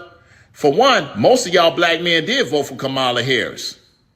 You know what I'm saying? And you know what's so sad about black men? We're the only race on earth that's willing to be led by our women. That's how you know that the black generation has been feminized. Man, we used to be heroes, but now we heroes of old. Men of renown. That's how the Bible say it, right? Man, what has happened to us? We got soft. We got soft. But drop a comment, man. Let me know what you think. Peace. So what's Oh, up kept with it that? real. Huh? Oh no, you gotta let the rest. That was it. That was it for that one. He said drop a comment. No, it was more after that because he talked about that he worked in prison and Yeah, he said um that. about the shot Oh no, I didn't see and that. He said that okay, people so on that go clip ahead. yeah. I didn't see So no did he wait, so you didn't hear the part where he mentioned um that he was a correctional officer he and said that that. oh okay. I mean my son had came outside, I put Hold it on. on mute, I might have missed it. Hold on. I All can't right, I deal with don't think I nobody heard. like that. I'm sorry. I'm not going to sell my soul for wicked sin. I would rather live my life hard and see my heavenly Father and him have his reward with him when he sees me and say, well done, good and faithful servant, than for me to bow down to the sin that she was going to bring to America. Talking about giving man sex changes in prison. When I used to be a correctional officer and I seen prisoners die of cancer, needed kidneys, all types of stuff. They didn't want to give it to them because, they was the scum of the earth. But we'll give you Yeah, a sex change. Oh, hell no. Y'all yeah, tripping. So listen to what I'm saying. yeah. So just to touch back with what we was talking about earlier. This is what kind of a good example of what I'm saying. Black people have been telling this society, this is how you make your, like, even in the prisons, it's called a correctional officer. So really what it's supposed to be doing is, okay, this person is in jail for whatever it is. Okay, they're supposed to be corrected, not abused, not deformed, not raped, not beaten. This is not what this place is for. This place is for to teach this person how to be a civilized member of society, not we gonna rape you and torture you and feed you, hormone food, experiment on you. That's not what the prison is for, or the jail, or the correctional institution. You see what I'm No, saying? it's supposed to be So for they don't rehabilitation. right. They don't listen to us. Okay. So now when their folks go into that thing and they get all messed up, or their situation gets messed up, and the man said he used to be a correctional person, and y'all didn't give them proper medical treatment in there at that time, so why should y'all be giving them this medical treatment? Hell no. You see what I'm saying? So that's my point. It's like we be telling them how to make this thing right, and most of the stuff that we say is right. Like it'd be a little bit of this. We'd probably like some of us. It'd be some of it, like just like a few. Be like, nah, hell no. Nah. You know what I'm saying? You should. It will say it'd be a few people saying something absolutely crazy. Okay, but like I said, when we go into that stuff, this is the part that I think it was one part. Most of the stuff he said, I agree. But I think it was one part that I wanted to touch on that. I probably was like, maybe that would be different. So when you calling people stupid for voting for Donald Trump, you really calling God stupid. That right there is wrong. I don't believe that. And the reason why his interpretation right here, I don't believe is true. I'm not saying that calling people stupid, I wouldn't say that they were stupid just because they voted for Trump. So I can agree with that part of what he said. But when he said that God is behind the one who's in authority, the way he said that, I'm thinking like, no, that's maybe not I don't know if And that's how he intended it, but you can't think that God is behind the actions of someone just because they're in authority. I don't know if that's how he intended it it's to be. not. No, That's what I'm saying. I So don't. I don't. Yeah, I don't think he meant in the actions let's that they listen. Let's perform, let's just in the hold fact that because he explains it in the next sentence. on. Wait. Let's listen to what he said so we can all hear it and get it, and then let's talk on it. people stupid for voting for Donald Trump, you're really calling God stupid. Do you hear what I'm saying? Because it's God is the one who gives authority. Don't get it twisted. We think we as the people, we going in there to vote. No, God is the one who gives the authority. Do you hear me? It was written. Before you was born, it was written what you was going to do. But many are called and few are chosen. Do you hear what I'm saying? See, but the church has become a safe haven for sin. That's why you got a lot. So I'm trying to get it to where he really gets it, so that I don't want to mess his point up. Let me go right back just a little bit. Let me go back just a little bit. Let me let him talk again. Let me let him say it again. I just want to make sure I want to really get what he's actually saying, because I don't want to. Yeah, bro, speak. Yeah, I don't want to mess up his point thinking wrong. I want to really understand what he's saying. Okay. Before you was born, it was written what you was going to do. But many are called and few are chosen. Do you hear what I'm saying? See, but the church has become a safe haven for sin. That's why you got a lot of these simp pastors talking about black men didn't want to vote for Kamala Harris and all this other crazy stuff. For one, most of y'all black men did vote for Kamala Harris. You know what I'm saying? And you know what's so sad about black men? We're the only race on earth that's willing to be led by our women. That's how you know that the black generation has been feminized. Man, So what do you think? Go ahead.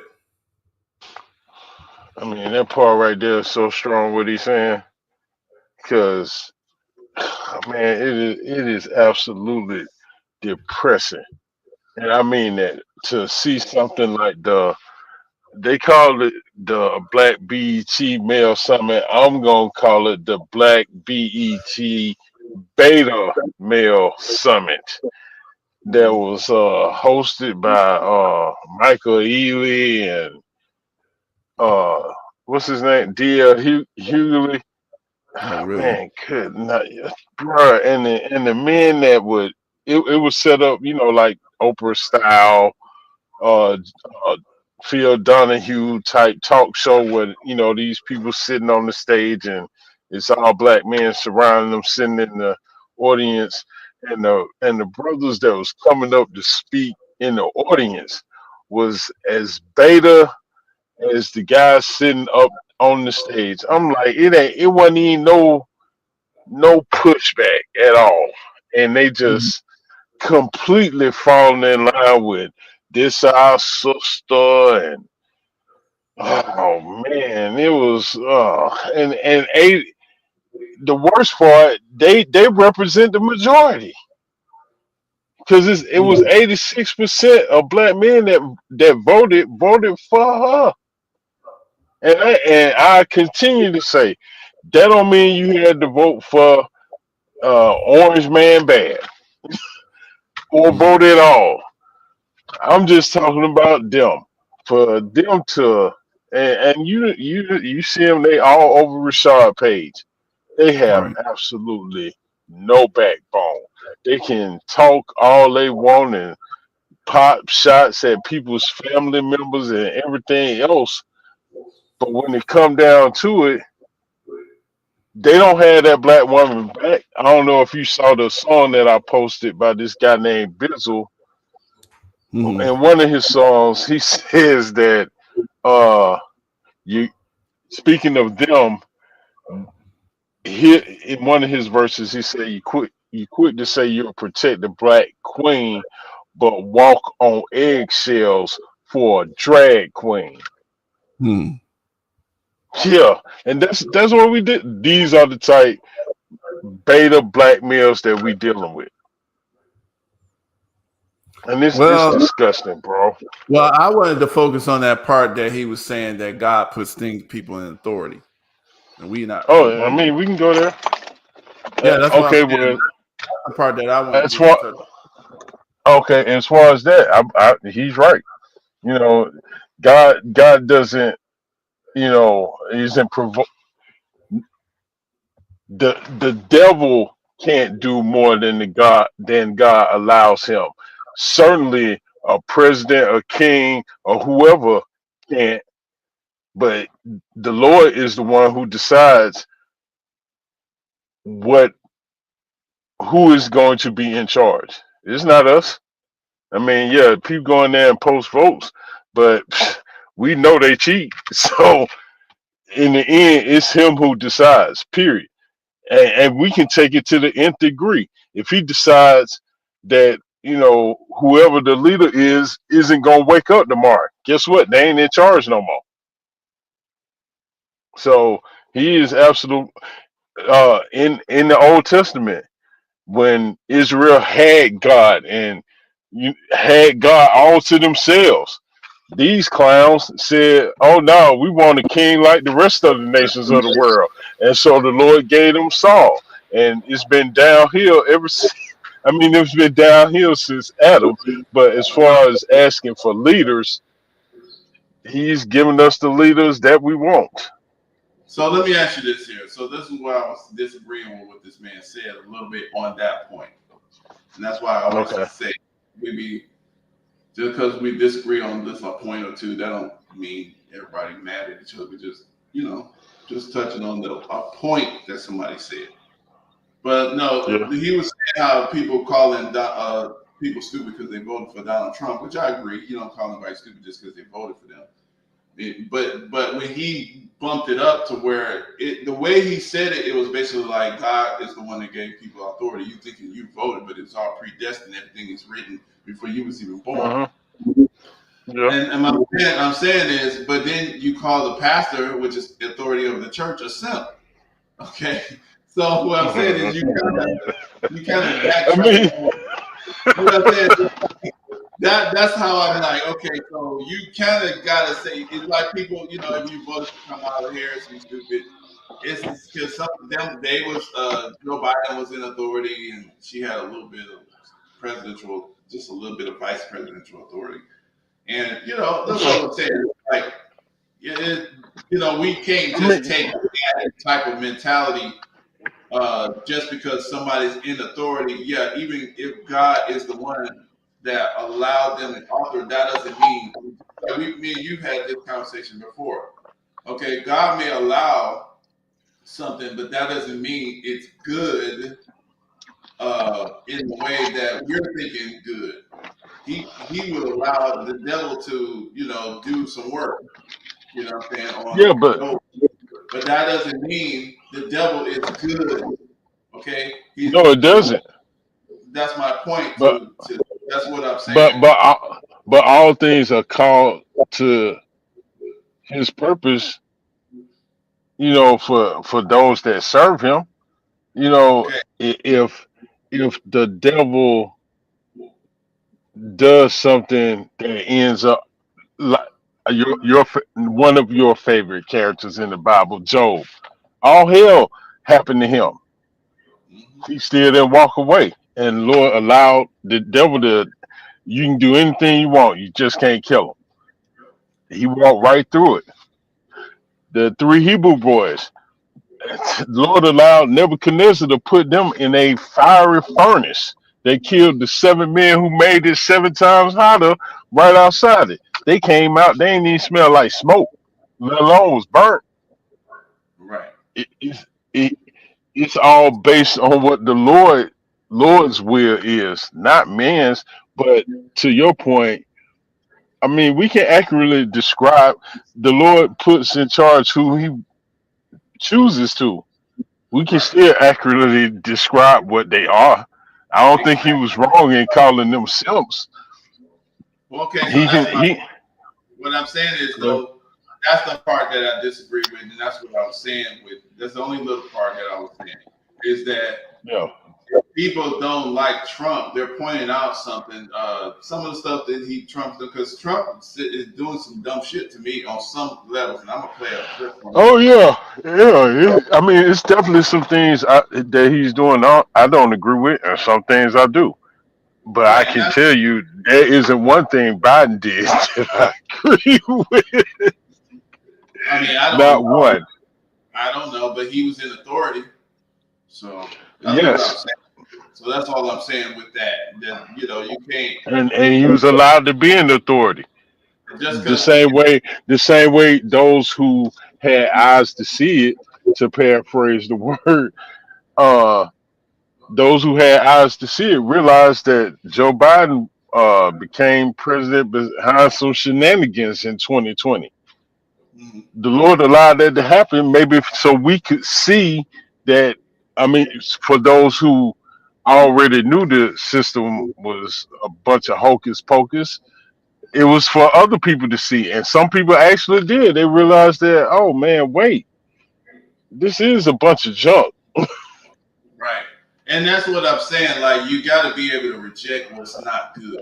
That's all I'm saying with some of this is because sometimes we like something because we think, okay, this is better than what's available now, and we want that to go in there. And okay, but then we get too, because we feel like, oh wow, we were right, you know, and it's almost like a football game. Like my team beat yours, and it's a little celebration there, right? But it could go too far where you're co-signing every damn thing, which is not true. So we touched on the DEI stuff earlier. This is what I want Yeah. to touch on here. Let's look at this real quick because so diversity, I'm going to say that it was started because black people felt that unfair promotion practices at work. And so people were pushing, they call it diversity, was a trick back word, okay? But they wanted to basically not just have all the white people running the show. That's basically what, that's basically what the push was. Same thing with the affirmative Yeah. action. Let Okay, me let me say this right quick.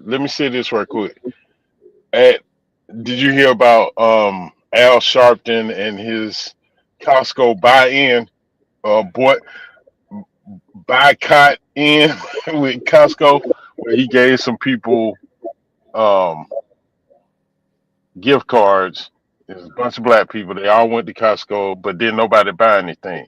The reason I bring it up is because he did that to support DEI, but DEI, well, it's not for black people. But aside from that, there was this lady, and from the way she looked like she worked there. From the things she was saying, and she said that, well, we're supporting DEI because it's standing against white supremacy and the straight white male being in power. Okay, so what is the antithesis of the straight white male? I don't know. Okay, the same way the antithesis of Black Lives Matter is Black Lives Don't Matter. The antithesis of uh, straight white male would be black gay man. Okay. So I'm taking what she said as, oh, so you won't support me because I'm not that, you're not that, but if they like what's his name, K Park, that be on MSNBC, oh, she all good with that. Or if it's Pete Buttigieg, Oh, I really? mean Buttigieg. I'm sorry, did I say that wrong? Anyway, but she'll support that versus the straight white male because that's linked to white supremacy. Well, white supremacy, if we're gonna use that term, I don't even like using that term because when you say that, then you're, whether people realize it or not, uh, maybe a different label is needed, but that's acknowledging that something is supreme to you because it's white, and that's lunacy. Okay. I can't. So you But can not. those were her words. Well, no, but you could not say it. We could not say it, but that's a term that they actually made up. They enforce it. So Uh, that's what they call it, and we could not say it, but that's what all of this DEI, affirmative action, all of these different civil rights was fighting because these but but people. but you see, you hear what I said. I mean, you hear what I told you. The lady said that she was in, that she stood behind DEI, and this is a white woman. She stood behind DEI because it's against white supremacy and straight white male men being in power. Okay, so if it was a black gay man in power, you good? Well, I see, mean, the what thing kind of that's that ain't better? that's Shit. false what she came up with though. She didn't say if it was a gay black man. She could have meant No, it. she didn't. But that's what I'm saying. Just like when I was talking about the black people being having rulership in society, you can't say, "Oh, if we did, then we're gonna want them to be slaves." That's not what I was even thinking. You see what I'm saying? We want to be accurate with what's actually happening because what happens is if you get on stage and you accuse that woman of saying, "Oh, well, that means that a gay black man, if it was in power, you'd be fine with it." If you accuse her of that and that's not what she meant, now your argument looks wrong because Okay, but I wouldn't accuse her for of it. I would ask her. That's okay, why I well, said. So that's why I said that. So if it's a black gay man, then you good? You good with that? then she's when And you then ask she that. has the freedom to say yes or no. And of course she's not going to say yes. And you know why? Because if she says yes, then she's going against DEI now, No, right? why Oh she might shit! she might Come on, man. listen to me. She might not even be thinking that. I'm just saying to you. But what she said, I'm just going by what she said. That's all we Hmm. can get on what she actually said. Not And okay, what we think it means. That's where they mess up. What we want to make it mean. You see what I'm saying? Like that's what they say is good enough. You know, we can do okay. She's saying uh, straight. So I she's mean, saying, listen what I'm saying. Listen. So yeah, go for it. the antithesis of the white male is not black male. That's not really the opposite of It's white not. rulership. She's saying the antithesis of white male rulership is white woman rulership. That's what she's wanting to be, probably. And I don't even know that. I'm just that's what it would say to me. So that's what I'm saying to you. She But that's wants not.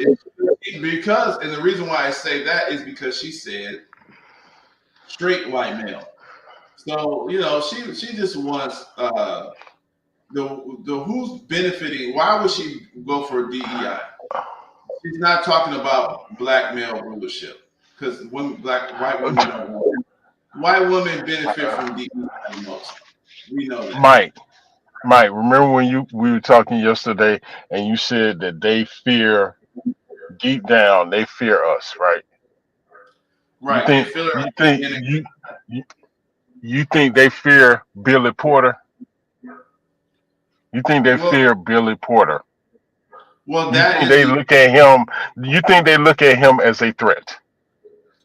that is their answer. That is their answer I'm, to. yeah, So yeah, and that's what I was saying earlier. That's she. I could be wrong, and that's what I said. I would say so. If it's a black gay man, are we good? Would you be good with that? That's why I would present it as a question. But that's essentially what I'm saying. They don't consider Billy Porter or what's the Kid Cudi in a dress, or man, it's this picture of Pharrell and his wife. yeah. He has on. You seen it where he's. I mean, dude, the only thing missing is the purse she holding should be in your hand from the way you standing up there with those clothes you have on. Right. Well, I say That's not a threat to them. well they think it's not a threat, but it is too. But it's like that threat is that's what I'm saying to you. That kind of leads us back to what we said earlier. These are things that these people came up with, and it ends up biting their butts in the back because what happens is because our community is so influential that when they promote this type of lifestyle in our community, it ends up even like encouraging it in their community, and then their birth rates go down, and then they get mad. You know what I'm saying? So that's all I said. And then we laugh at him because we told you, stop doing that. You know what I'm saying? we told you this was wrong. We stopped doing all this shit. We telling you how to solve this problem, okay? How to solve this problem that we know you got a problem. We know you scared. We know the problem is you thinking that, yeah, since you ain't gonna be able to run society, and then we're gonna come up with all this slave shit, and we're gonna hurt them. It's Okay, our turn. exactly, but it's our turn. They can't, like you said, God is the one that puts authority in. And so the thing is, they can't stop that, but they're trying. So it's gonna hurt them. So my point is this. So I just pulled up this Al Sharpton thing, which we're talking about. And it's stupid because he wants to. See, that's what I mean. They will do something stupid and mess up the perception of the good of a thing. What I'm saying with DEI. So look. I'm trying to get people to get this point here. DEI is diversity, equity, and inclusion. That's what it's called. So why did it even take root? Why did it even take root? It's the reason, the legitimate part of DEI. I'm talking about the real reason that people were like, okay, yeah, let's try that. The reason why listen, just give me a chance for a second. The legitimate reason. We're talking about the legitimate reason. Not talking about nothing that goddamn Al Sharpton is doing. I'm not talking about nothing that the gay folks is doing. I'm not talking about the white women. I'm not talking about all these other things that come in later. The legitimate reason is when people was on the job, they noticed that they couldn't get manager positions. They couldn't get hired in certain spots. Only the white people would get hired. They would have the black people train a brand new hire that was white and then put that white person over the black man who just trained them. This would happen many times. People were getting mad at it. So when people start bringing the lawsuits or the push for these kind of diversity stuff, and when it was legitimate, I'm talking about the legitimate part. That's what the motivation was. Okay. So when they start introducing all this BS, oh well, the women, the white women, oh well, the gays, oh well, when they start introducing all this other stuff into what diversity was and was supposed to be, now we can start criticizing the entire thing like all of it's trash. And that's why we start from square one, because the first thing is going to start happening again and people going to get mad because. So let's listen to this point. This is what Donald Trump said. Conclusion right now that diversity had something to do with this crash. Because I have common sense, okay? And so that question, have you heard this, right? Yeah, play it again. Okay, so this here is the press conference. They're talking about this plane crash. Donald Trump says it was because of DEI that, the people was basically, it was incompetent. So let's look at this. This reporter is going to ask them, how the hell do you know that this plane crash here is because of DEI? They blame DEI because of the plane crash. So here it is. Let's look. To figure out how you can come to the conclusion right now that diversity had something to do with this crash. because I have common sense, okay? And unfortunately, a lot of people don't. We want brilliant people doing this. This is a major chess game at the highest level. When you have 60 planes coming in during a short period of time, and they're all coming in different directions, and you're dealing with very high-level computer work and very complex computers. I'm trying to figure out. So this man, so that's what I'm trying to get us to understand. Like, look, this plane crashed. Okay, how the fuck you blame diversity, equity, and inclusion because the plane crashed? And then he says, and he defends it, it's like, I have common sense. We want the best people. So he says he wants the best people. So He's Yep. saying that because we wanted diversity in our workforce, that we're not going to get the best people. See, listen to the word, the best people. You see? So what does that mean? Okay, so the best people are who? See how we, he didn't say, Okay, one could infer that he may mean white people, or he oh, may mean that. Hold on, or he may actually mean the people who are best qualified, no matter who they are. that's why I said, I didn't say it. He says the DEI is the blame for the plane crash. And the guy said, how do you know? This is a white man asking another white man, how the fuck do you know? Look at Yeah, he everybody. said, "I got common sense, idiot." Okay. So now, so we're breaking it down. He's got common sense. It's got to be DEI. He just made so he's telling you he didn't research it. He just thought of it. I got common sense. It got to be DEI. Hold on. We are talking about the person that's the president. Okay, yeah. The last one, hold on. The last one aside, because they could probably tell him anything, and he ain't gonna hold it for 5 minutes, because he gonna have to ask them to repeat themselves. But this guy right here, he may have been privy to some other information that he didn't want to divulge at that point. And since No, that point, no, hold on, let me add this, that because it's going to. the third pilot on the Black Hawk has been identified as a white woman. But listen to you. You messed up a little bit because he didn't. He did want to identify the information that he said because in the next clip he tells you why and what these programs and why he blamed these programs. I'll play that clip. But that's why I was saying that he's gonna blame some programs that he believes that it's DEI, but he says common sense. So it's not some secret information.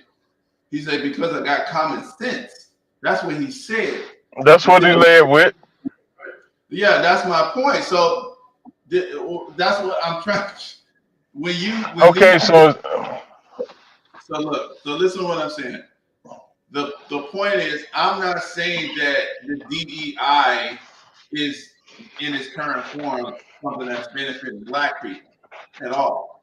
But I'm just trying to get us to understand why this thing even is a thing.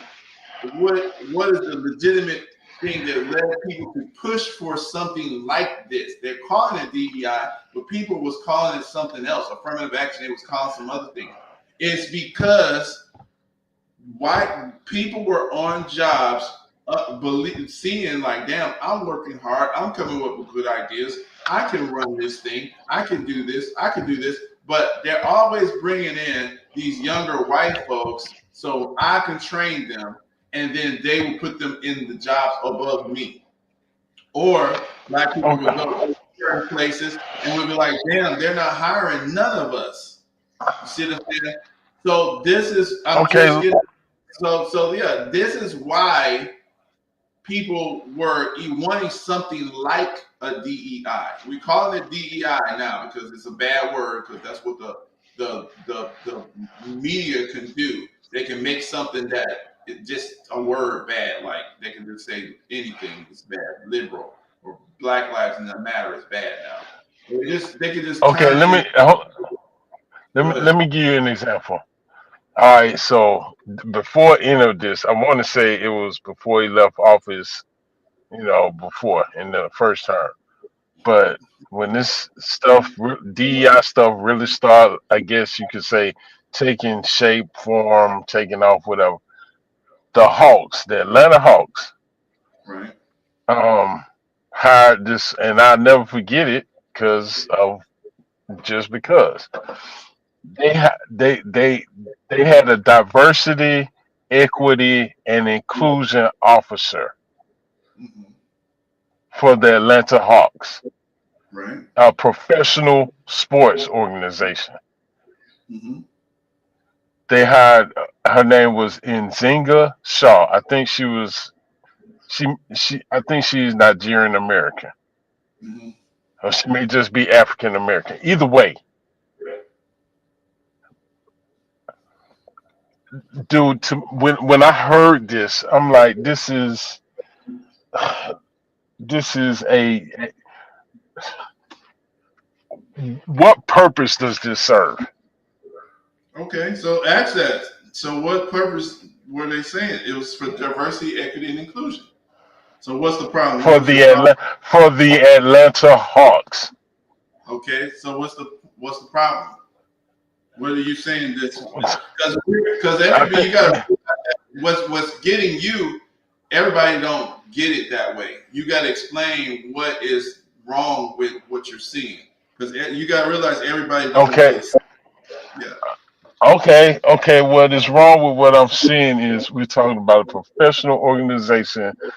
If we're going to assume that DEI is to protect uh, or help black people excel in positions, giving this woman a position inside of the Hawks with this title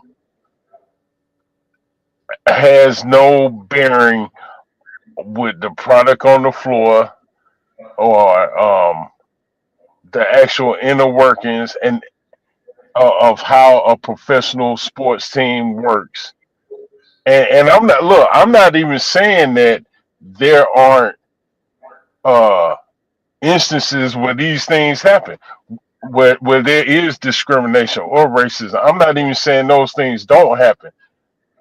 I think there are mechanisms in place to address that. Whether it gets fully addressed or not, we can definitely question because I question some of them as well. But to come up with this thing called DEI, I don't. It, to me, it's like the rest of the stuff. We just been given something to go get mad about because they done took it from us, but it wasn't even for us. I mean, yes, Uh, this Nzinga Shaw got hired, but when it comes down to it, the third pilot on the Black Hawk was a woman. I what was mean, her? you can get. Wait a minute. Wait a minute. What was the on the Atlanta Hawks? What was her job to do? Do you know that? I no, I don't. I don't know those details, but I know what her title was: Chief of Diversity, Equity, and Inclusion. Okay, so That was her position. let me ask you this. Let me ask you this. Okay, so we know that Atlanta Hawks has a lot of black people on the team, but Hmm. behind the scenes, all of the employees, the managers, the coaches, all of the support staff. Um, Hmm. are we sure that someone isn't wasn't required to see if the law or the proper ratios for people to in the community should be hired into those positions wasn't there? Because see what it is that's why I keep telling people it's when you say it never was for us. That's not true. That's what I mean. Like what's happening now is not for us, and I agree with that 100%. Well, because it's not even talking about black people, but what I'm telling you, and you can, and everybody who really would tell the truth knows that these type of things come from people trying to get hired on jobs. Even with the home thing, when you say, "Oh, let's raise our home," and they find out it's a black person's home, it goes lower appraisal. Even with the redlining, all these type of things, these things created this pressure where people wanted to push back. They said, "Hey, you got your job or your company in our community, okay? It's a bank or something, but everybody in this bank is white. Ain't nobody in this bank black that y'all hiring." Or you'll say the teachers. The teachers in Atlanta is 80, 60, 90% black or whatever it is. And but now everybody in the teachers of the Atlanta school system is like, it's only 20% black people. So these are the kind of things that people were pushing on. So people had got successful and said, okay, we want more diversity in the workplace. That's what they're for. Now, yes, they have twisted it. They're going to say, well, damn, the niggas want diversity. Well, women are a minority. We're going to make our white women the diverse thing. You know, we're going to How make, women the minority when there's more women than men? Continue. I'm just saying what they were trying to dilute it for, mess it up. So that's what I'm saying. When Trump is talking about is DEI that causes the crash, that's stupid. Come on. And we shouldn't be defending that. Be right. Why? Look, Because it's not because we want to keep DEI. Let's say, okay, you want to get rid of DEI. That's fine. But you can't just say because somebody crashed a plane. Okay? That's totally different. That don't have nothing to do with it. That is political opportunity. They were wanting to find a reason to attack this, so they're going to use this situation. That ain't real. That's politics. And when we fall into defending that, then we're falling into bullshit. That's politics. okay, Because okay. Well, 67 D. people died. Listen to me real quick. 67 people died. The Black Hawk people crashed the plane. That's military stuff. Everybody who was in control was white. All of them was white. They scrambled. Once Trump said this, he really, in my belief, I believe he was just talking. And he just said, it's probably DEI. And once he said that, they had to try to defend it. So they start checking who worked there, who was in the FAA, who was on the plane, who was the pilot. All of them was white. And then they actually, I'm gonna play this clip real quick. Let's play this clip. The FAA's program. Then another. So this one is after that. He had got, because he had said this and this man challenged him. They gave him some information to try to justify what he said. Because it don't make no damn sense. So, but they gave him a little information. So now you can blame some other people. So let's listen. Put diversity into the FAA's program. Then another article, the Federal Aviation Administration. This was before I got to office, recently, second term. The FAA is actively recruiting workers who suffer severe intellectual disabilities, psychiatric problems, and other mental and physical conditions under a diversity and inclusion hiring initiative spelled out on the agency's website. Can you imagine? These are people that are, I mean, actually, their lives are shortened because of the stress that they have. Brilliant people have to be in those positions, and their lives are actually shortened, very substantially shortened, because of the stress, where you have many, many planes coming into one target. Third office, they put a big push to put. So what I'm saying is he's getting some facts talking about, now he blames the FAA for trying to get some weird program that probably didn't even go through because it don't even make sense. But he's saying that they just trying to find. Tell me something that made sense in the last administration. Continue. But it wasn't. If you start looking at it, so people have looked into this. People have looked into this. He and the Republicans have gutted a lot of funding from the FAA. Okay, so that is on both sides of the coin. But the point I was getting on the DEI thing, he just said that, right? And then I think they just was like, damn, let's try to get some information to try to make it sound right. And that's what happens in politics. People start trying to defend their team, and it's like some shit is stupid. Like, man, what the hell? That is a plane crash. He didn't have to say that. He could have just been like, they're investigating the plane crash. They have turned it into a little political thing. It's the same thing they did with the shots That's the same thing they did with people getting sick and COVID. Now science is a politics thing. Now you're bringing the political stuff into the CDC because the CDC was just it's just medical stuff. Now it's like, okay, the CDC is the Democrats. Now it's like y'all messing up bad. This part here, that is just the FAA is just something to, hire people to the Federal Aviation Administration is to make sure that the air traffic that is not supposed to be a Republican or a Democrat thing for people to argue over. See, that's where they're messing up. And that's when you start messing up your systems because now, it's not about what's actually true. He's talking about we need brilliant people, but you're going to attack DEI? It's like, why are you bringing that up with this particular situation? You can attack DEI on its own. Like, just come up with something on just like, okay, we're going to attack DEI because we don't like it. But you're going to use this plane crash and be like, okay, here's a great opportunity. It must have been somebody black somewhere in there or some woman and shit. Now you know messed up. Now the women are mad. So that's when you get that woman you said, what is some woman you said that was talking about the straight white male thing?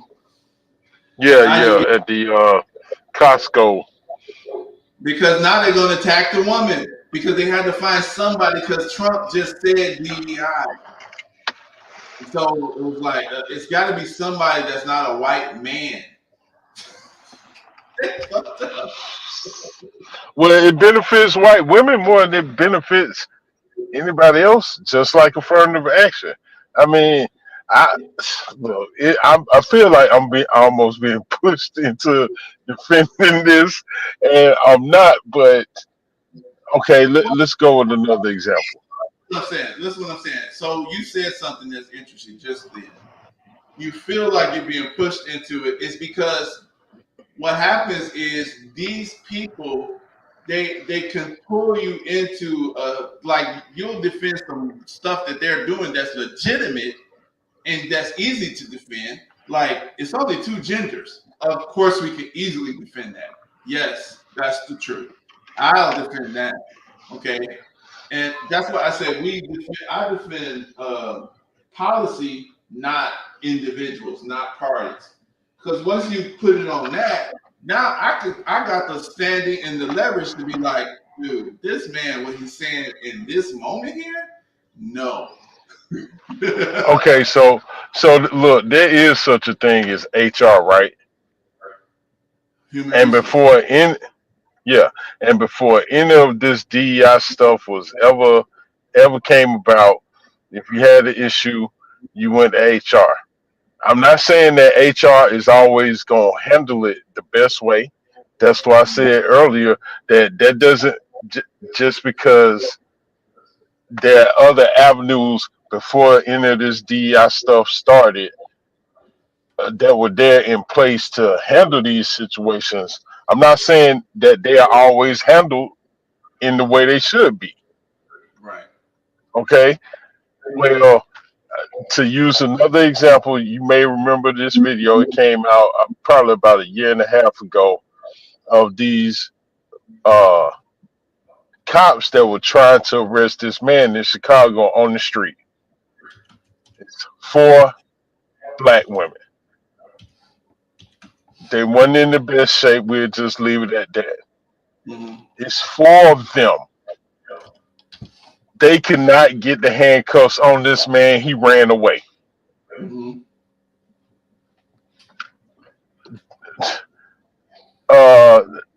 They're restricted my whole these damn people on Facebook ain't shit. I can't even type. Wait, say that again. Say that again. I can't make no comment now. Damn, Facebook. Let me show you. Oh, okay. But these 4 black women could not apprehend this black man and this 4 y'all. Where that to me, that is a prime example of that. There's a difference between men and women, and even though some women say I can do anything a man can do, it ain't true. Okay, so but what It ain't is true? true. Hold on. With DEI is how we end up with women on the front line. No way in hell they should be there. Okay, listen. Whoever hears this at whatever point in history in the future, you can call me whatever name you want to. But you shouldn't The have to front be. line, the front line is not where women should be. I'm not saying they shouldn't be in the service or learn how to shoot. Base Let me could ask. get overrun. So they Let me should ask. be prepared for that. But they should not be going out on combat missions when I have talked to hold on, when I have talked to people who have gone out on combat, men who You said can. that, look, I don't know if you know this or not, but every 3 days Listen to this women question, who Leroy. Listen to this question.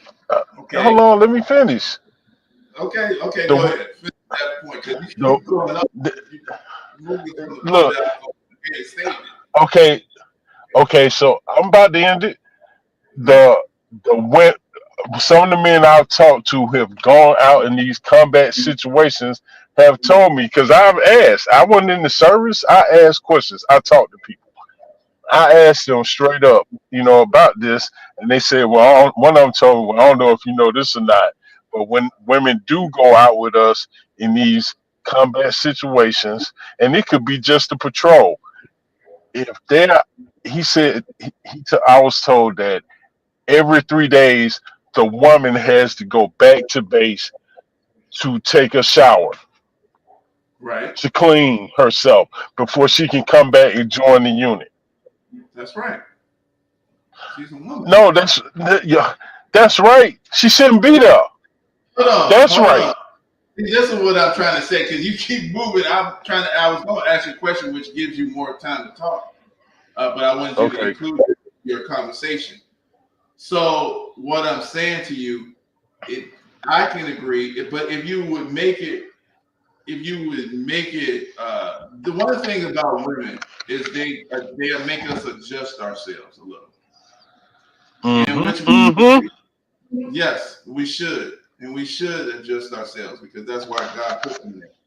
But now you can make sense and say, okay, they're not supposed to be on certain parts of the front line, but I know for a fact that women can shoot sniper. They can snipe. There's whole units of women in other countries, in China, in different countries Yeah. have that are military. They will kill your ass. Yeah. They Absolutely disgusting. They shouldn't be in those situations. Period. okay. You say that. You say that. Okay, but they have this in other countries now. Should the women Let be me with make them? it. Go Look. Let me ahead. tell you. Let me tell you something. These are history. This is history of survival of Yeah. nations. Okay, when in Vietnam they had to train the women. Why? Because the men would go out to fight, they would get killed, but the women would be sitting up in the villages. If they didn't have fighting training, they would be dead. Okay, in Haiti they had to train the women. There's whole units of women that was trained with machetes and on combat because when the men had to leave the area to try to go fight the enemy on different battlefronts, sometimes the enemy would get behind the scenes and they would be attacking the women and children. So what I'm saying is to you Yeah. now, You what did I hold on. You did hear me say hold on. You did hear me say that the women should I'm know how to shoot. That I gonna let you wasn't saying they shouldn't be in the service. I said they were not supposed to be on the front line. hold on. Let me finish it. Because I'm giving you something. I'm giving it to you because I am agreeing. I'm agreeing, but I'm putting it in a certain context here. I'm saying that, yeah, I don't agree that the women should be right there in the same units as the men. Hell no. Because not only that, it's just men, we can do different things. But what I'm saying is they can fight. They have a degree that they can effectively combat the enemy. Okay, so that's just one. That's just the military part. Now, when they're talking about the DEI situation, women can fly helicopters. So they don't have to be on the front line, like right there, hand-to-hand combat with the enemy. But there's women that can fly helicopters and planes. They can press buttons that can shoot bullets. So there, all I'm saying is, no, not the same as men, but there is an effective role that allows them to keep their femininity. Now, why would I? Oh, listen, I mean, this is just a fact. This is historic. It's not just American military. It's not just American military. This is true human history. And women can be trained to fight to help resist an enemy force. So my point is this. I agree with you on this point. No, they should not be on what I call, you call the front line, but they shouldn't be with the men units in the front line. But I guess if you would put them in the helicopter, they could be shot down and killed. So to me, that's the front line. If they could be a sniper, that is the front line. But hand-to-hand combat, no, I don't agree with that. But what I'm saying is if you're saying that women can't be in certain spots in the workforce just because they're different than men, that doesn't mean they can't be effective. Okay, so when you're talking about FAA, you saying that the mind of a woman can beat your ass just in games or in mental acuity. They can do whatever. They can set your ass up. They can do whatever. They can effectively beat you mentally on almost every subject. Now, the mind of a man is different than the mind of a woman, but there's things that we can see better than them, and things that they can see better than us. There's professions that they are better than us in.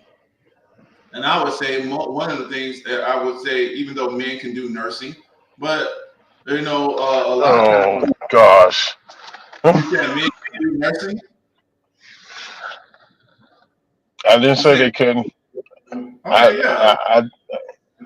I didn't say they couldn't. I think men would be better orderlies than nurses. Whatever you want to call But it. But I'm just saying that men, there are some things that I would say that men are better, but that don't mean they can't do it, and they don't have to be a funny style to do. These are just jobs, I'm saying. So when you're talking about the FAA, all I'm trying to do is bring it to reality, bare knuckle bones, something that's practical that could actually work for real, instead of everybody just want to argue over certain stuff. That's what this society is about. They want to end the thing where everybody ended up mad at each other and arguing. But that's not how we should be. I don't think that's how we should be. How are you going to survive like that? That's why the society. You can survive like that by men and women playing their proper roles. Okay, that's how we can survive in society. You got to convince her that you're right. You got to convince her. I said I have to convince her. She should accept her role just like men should accept their role. Okay, this not a either or. Both groups accept your role. Move on. Don't try and deviate outside your role. Do what you're supposed to do. Don't do the stuff that you're not supposed to do. What if she argue with you? What you gonna say? You gonna force it, right? That's my point. No, it's not about the way I posed it. It didn't give a outlet for a woman objecting or a man objecting.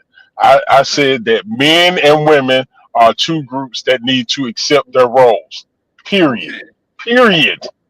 If we do that, if we do just that, that would eliminate a lot of issues between men and women. And I can agree. I'm not saying, I'm not saying that's going to happen tonight, tomorrow, or ever. I'm just saying how it should be. I'm not saying that that's how it is.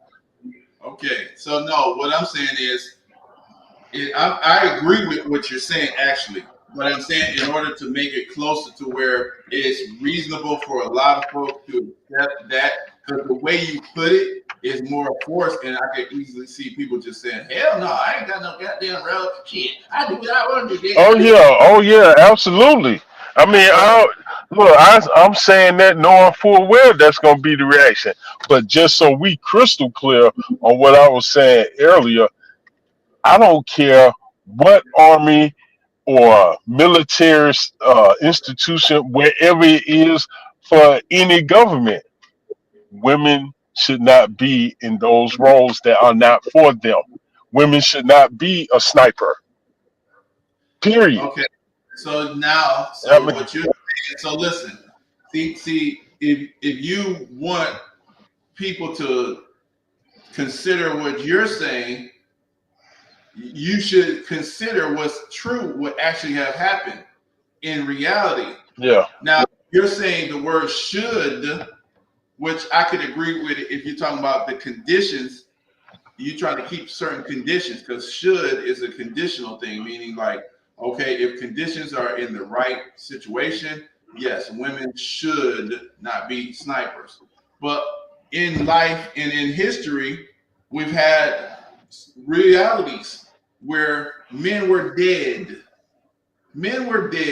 and women realized that they could not fight the approaching enemy hand to hand, but the women had rifles. Okay, so they would go back up into certain spots, and they would look through those rifles, and when these people would come, they would snipe the shit out their asses, which is the best role for a woman to be in a situation where she has to do military combat. She's not better designed to fight hand to hand with a bunch of men. The sniper role is the better role for a female in a situation of combat. Now, we should try not to have situations of combat where we got to send women, but this is what the history shows that it's actually the more effective role for the women. They're better served in that type of role. Arrow, shooting an arrow from far distances. Because when the other men get up on you, they're done. They're done for the most part. So yeah, if you're talking about where they have to be in military situations, yeah, the sniper role is the role for them. The sniper role, the gun, yeah, yeah, far back. So I'm saying like I'm just trying to make things like so if I was saying a role for women, the role, you know, there are roles for men and women. And women should be feminine and all this type of thing. Should. We always talking about should. But if the conditions break down where you're in like a fight or flight situation, what yeah. you have Then to do. all bets are off. So that's my Then point. okay, but that's a completely different. If we're dealing with a societal collapse, then all bets are off. Everyone should have a piece in their hand, even the children. But Right. we're not talking about that situation. We're talking about actual combat. Well, no, Combat, no. as in organized fight between different factions who meet on the battlefield. That Well, is not the place for a woman. A woman could be a sniper, but because she has to go back to base or wherever every 3 days, in them right. 2 days before she get to the third day, she may be sniffed out. And if Well, she she might. sniffed out, she may be taken out. And to speak to the point you said earlier about men adjust themselves to women more times than not. Okay, if Jim, Joe, and Jane are sent out on a mission, and they on this mission, they trying to get it done. Where Jane gets shot, where Jim or Joe adjust, one of them adjust themselves to accommodate Jane because now she hurt. Well, Mhm. what the hell that happened to the mission? Now, if Jane is John and it's Jim, Joe, and John, John then got shot.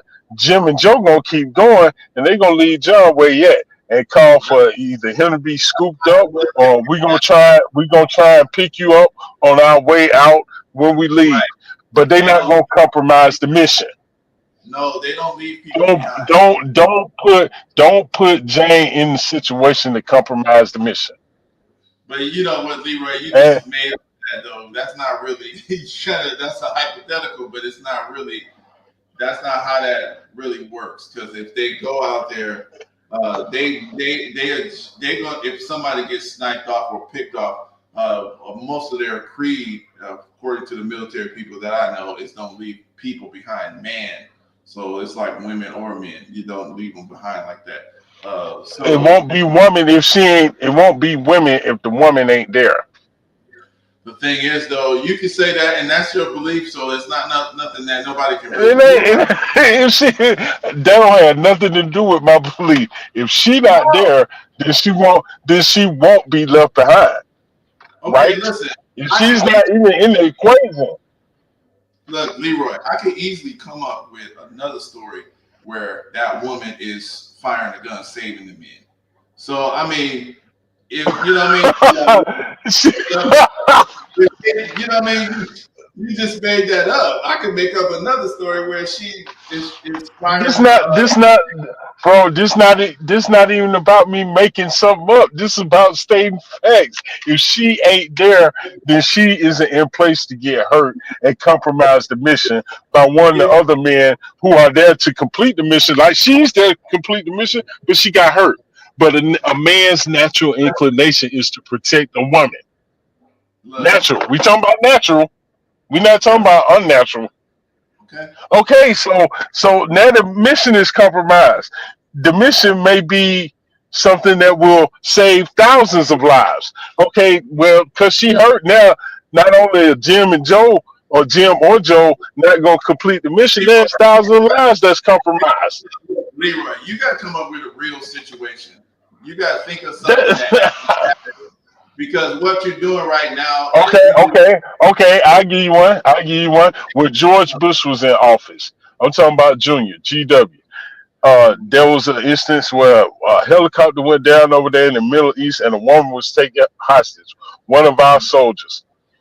They moved heaven and earth to get that woman out of there before whoever over there wanted to take advantage of her in whatever way they wanted to. They got her ass up out of there. right. Well, if she wouldn't have been there, then they wouldn't have had to do all that. So that's the only they They only do did, that. and look, and they did that because she was a woman. So the men they never got John McCain up out of there. He was a little prisoner Now, when he. They got McCain ass up out of there because of who his daddy was. It's plenty of POWs. Hey, home. It's plenty of POWs that never made it home. That just messed up your whole thing. Though. That's How? what I'm How saying. is it? It's not. No. McCain was pulled out because of who he is, not because he's a man. So he shouldn't have been there. See I, what I'm saying? look, hold on. We talking about the same now. If we're gonna talk about this part, dude, we talking about people and going by their last names. These people that we're talking about that are like McCain, like George Bush Jr. He didn't even learn how to fly the correct plane in order to serve in Vietnam. We can use Donald Trump. What he said, what they say about him, he said he had bone spurs or something. That's why he couldn't serve. People like that have tons of ways to get out of these situations. So I, that's them. The I, everyday person, a male, doesn't have that. okay. So well, I mean, it's fine. But the only thing I'll say is this. No. I mean, sometimes it's okay. It's different opinions of certain stuff.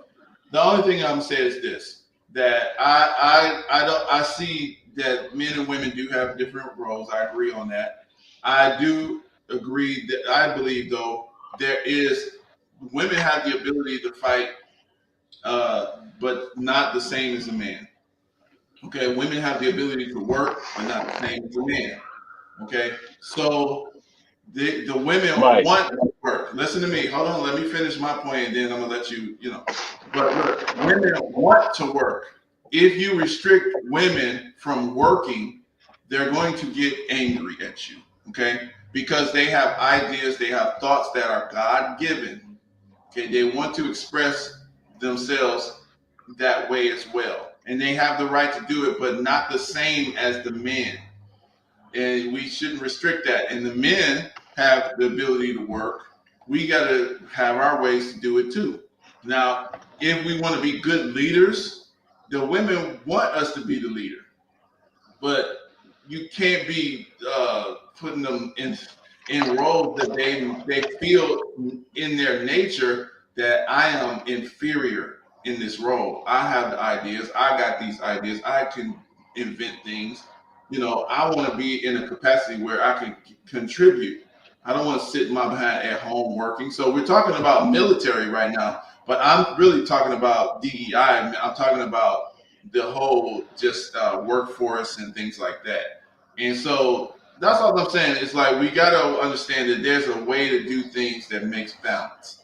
And that way, the women are not compromising their role as the mothers, but also uh, they're not being put in to try to compete with a man as a man. So a woman can do basketball, but she shouldn't be playing basketball with men. Women, I don't believe they should be boxing either, but they can box, but they shouldn't be boxing with men. They can swim, but they shouldn't be swimming against men. They can do tennis, they shouldn't be doing tennis against men. Okay, so that's all I'm saying.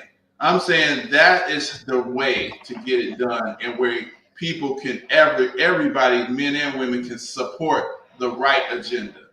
I'm not saying that they need to be in this role where uh, we decide and they don't really get to decide certain things, because that's what they're gonna resist that, and they should resist that. I believe they should resist that. So what are you thinking?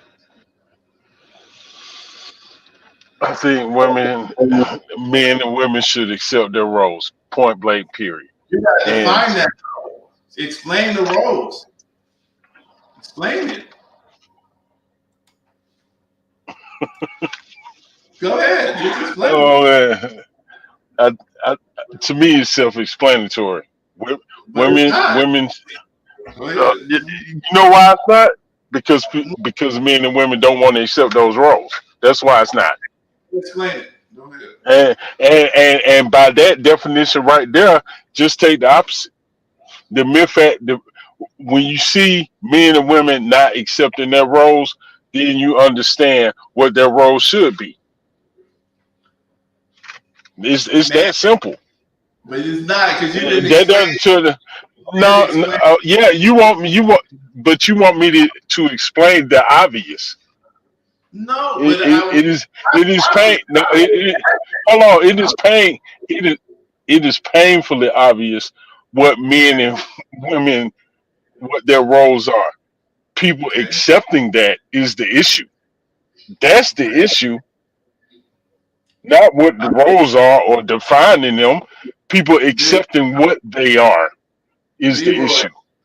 go ahead and explain the obvious, because I'm telling you, people, I'm literally, Uh, legitimately trying to understand what the roles are. Because if you ask me what's the roles of men and women, I'm basically going to say what I just said. The women can do okay. tennis. So this is an example. The women can do tennis. They should not be doing tennis with men. The women can do work or math, but they shouldn't be. Well, I don't know how many see math is. They can do that with men, but I'm saying the thing is they should not be competing against their men. That is Okay. their help me. That is the role of the women. Okay, hmm so man is the leadership. Doesn't mean that But the but woman. but see, So hold on, I was giving you the chance to explain your thing or role. I'm gonna explain the way I see their role.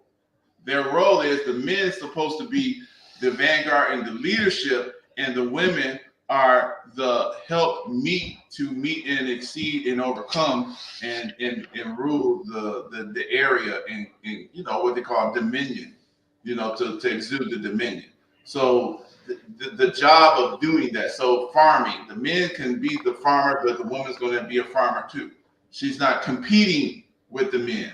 Okay, so that's what it is to both their roles is to both successfully accomplish the goal.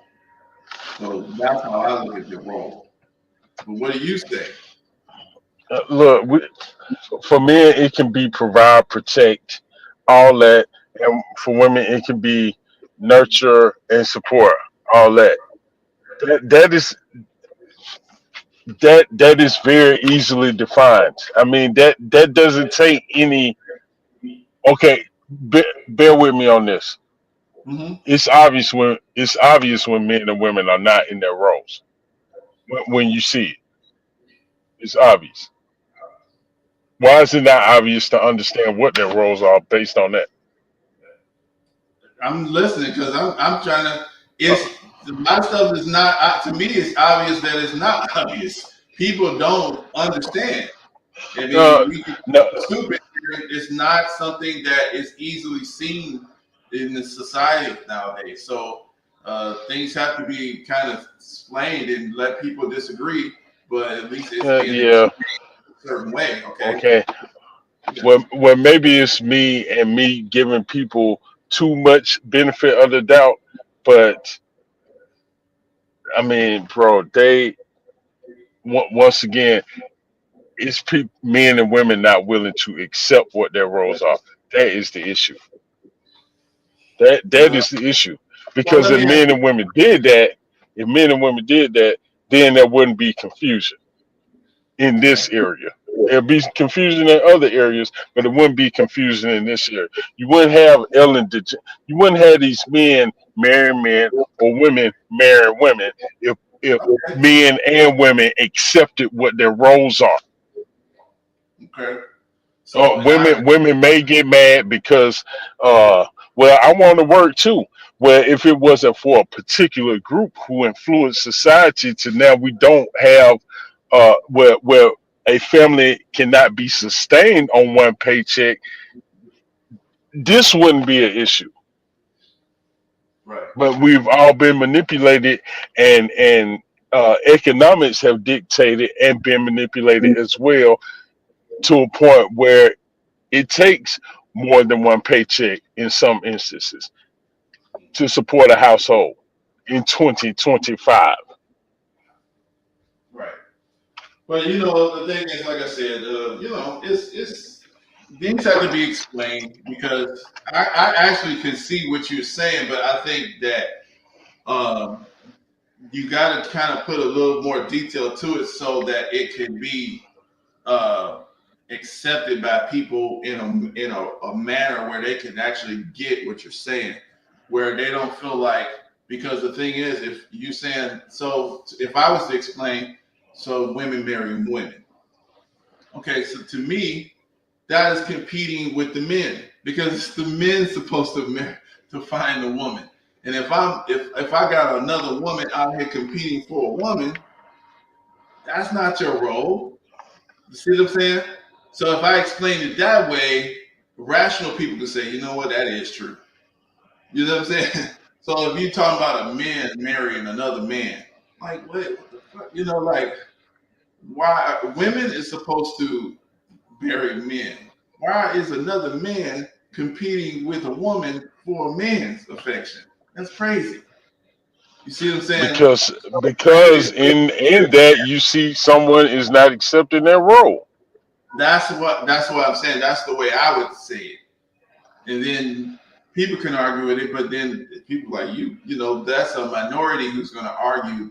You know, they can see. But if I just say accept your role, then the way people's brains work, they're going to say you telling me that I can't do what I need to do to try because it's like this too. If you look at history, men and women have always worked. Okay. Now, men and women didn't actually have to go away from their family to work. This is kind of new. A lot of times, if someone had to go away to do something like fight and war and things like that, it was the men. We had to leave because we didn't want the enemy to come to our where we lived and affect our family directly. So we would leave and go somewhere to try to stop this enemy from coming over here to get us all and to get our community and mess us up, right? So that our women wouldn't have to. But sometimes we would lose, and the women would come. And the enemy would come. But even when we left, the woman had to do the job of the men. Because the man was out there tilling the soil, planting, making sure that people got together and took care of business. And left, she had to take on some of his roles. That's a fact, and it's been that true for a long time in every society. That doesn't mean that's her. That should be the best way, but they have the capacity to do that. And then it be sometimes, that's just how it is. So they work, but it's not necessarily. But nowadays, like you said, we got people where you going outside of your home, away from your family, taking the woman away from the children, taking the men away from the family.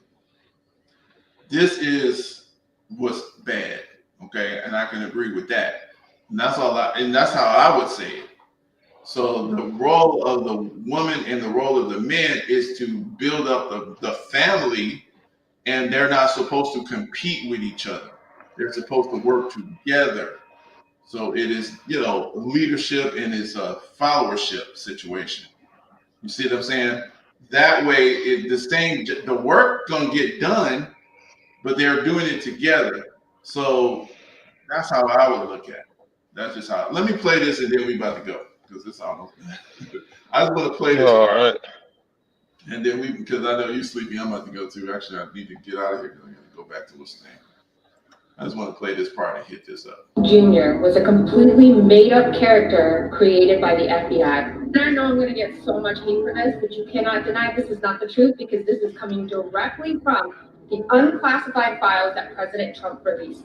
This is directly from the FBI website that is vault.fbi.gov. This is where the unclassified document on Martin Luther King Jr., his image, and his assassination is uploaded. Thus, in the first 5 pages, it completely reveals how Martin Luther King Jr. was selected to be the activist leader and how they pushed it through mainstream media to create their narrative. It states right there in the middle, I know it's kind of hard to read because the files are old. This is Dr. Martin Luther King Jr.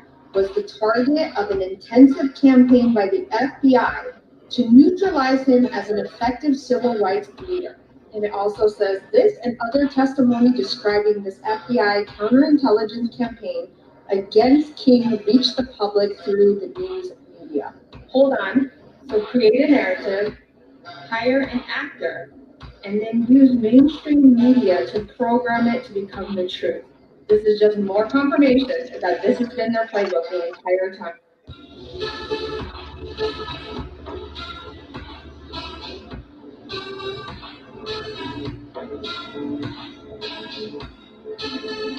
All right, so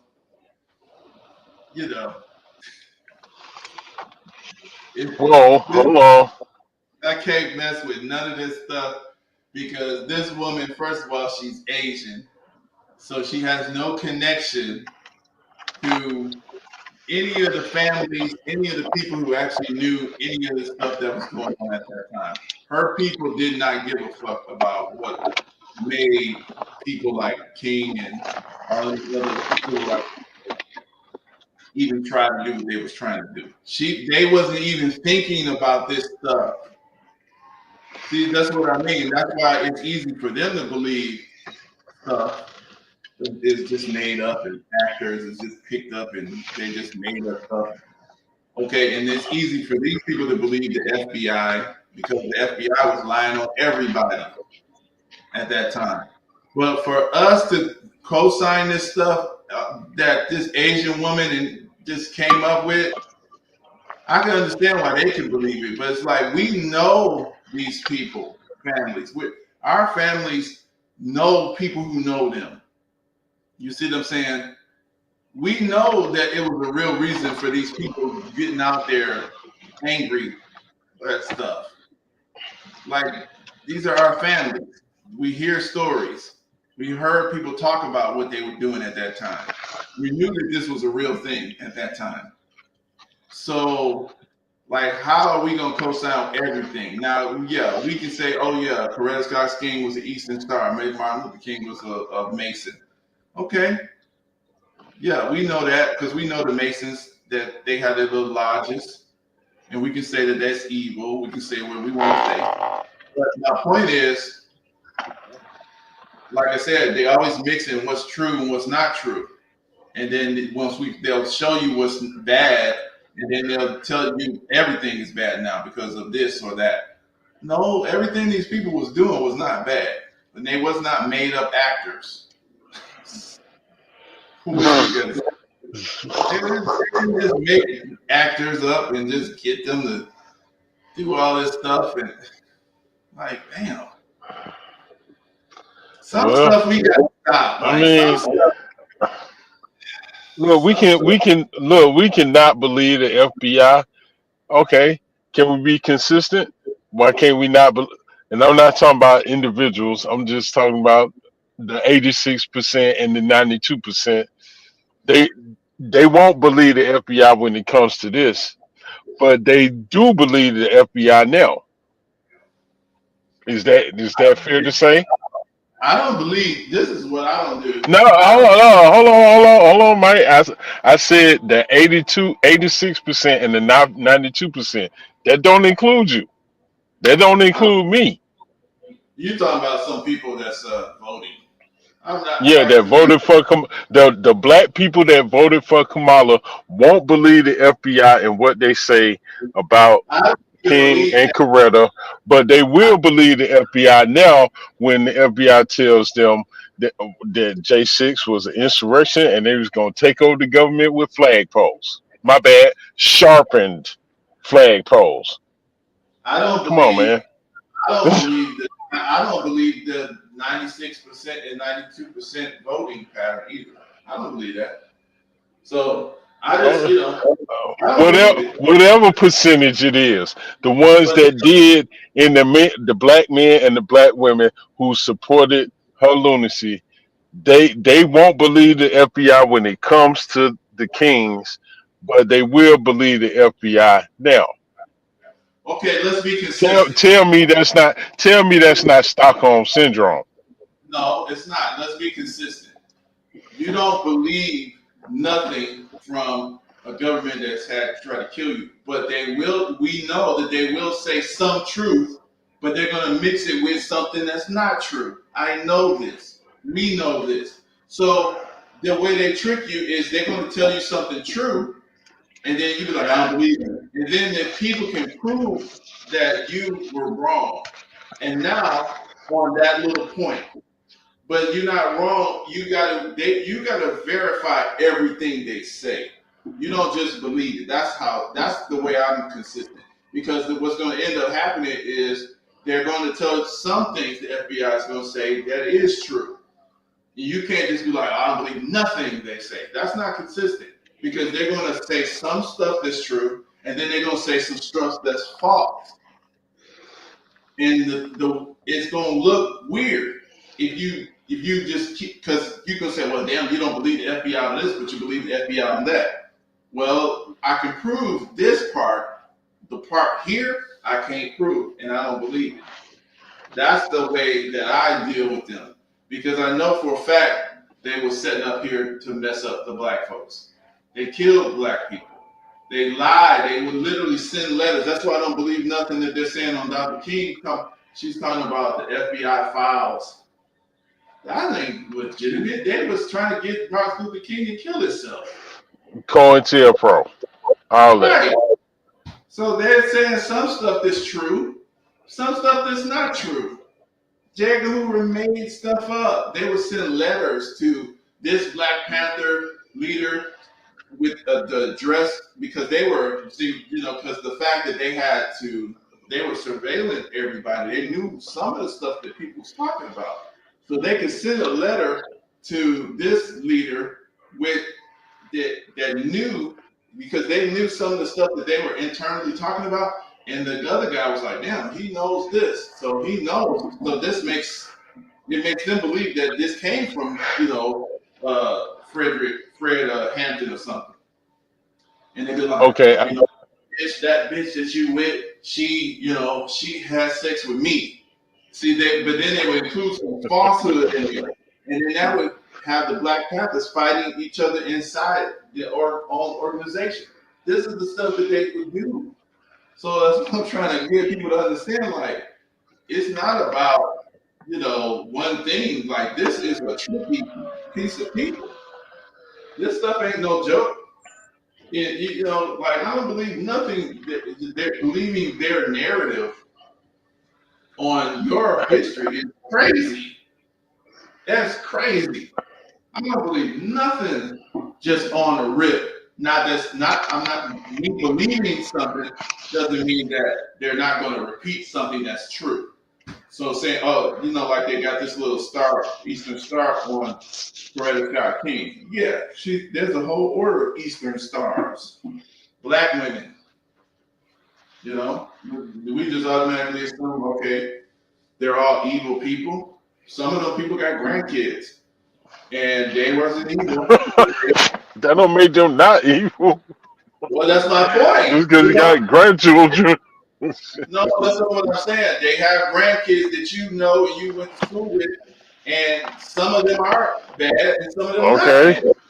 So that's my point. Just putting the Eastern Star on somebody or saying that they was a Mason, that doesn't mean this is an evil individual. It doesn't mean they are a good individual. It just means they went to that building.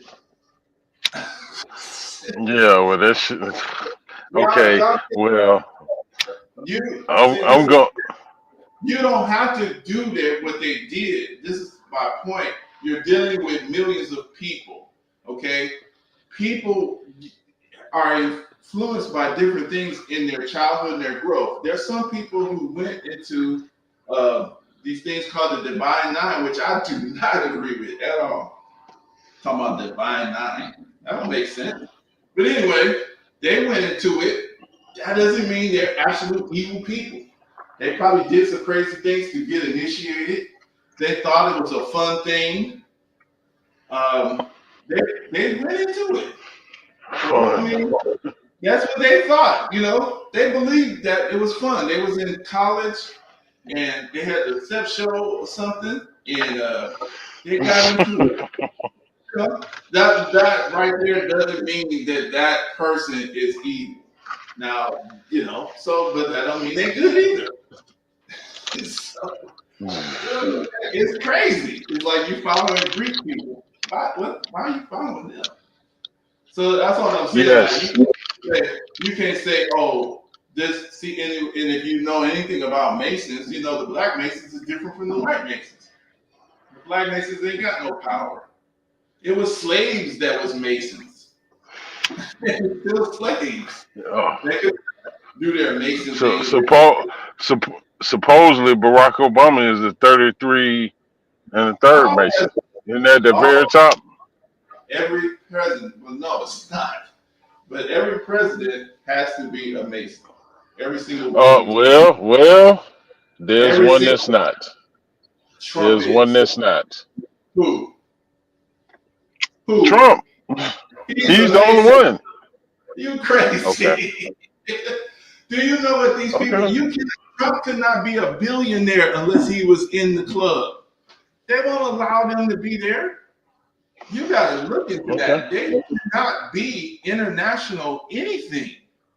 They're not allowed. Even your random rich white person has to be in the Elks.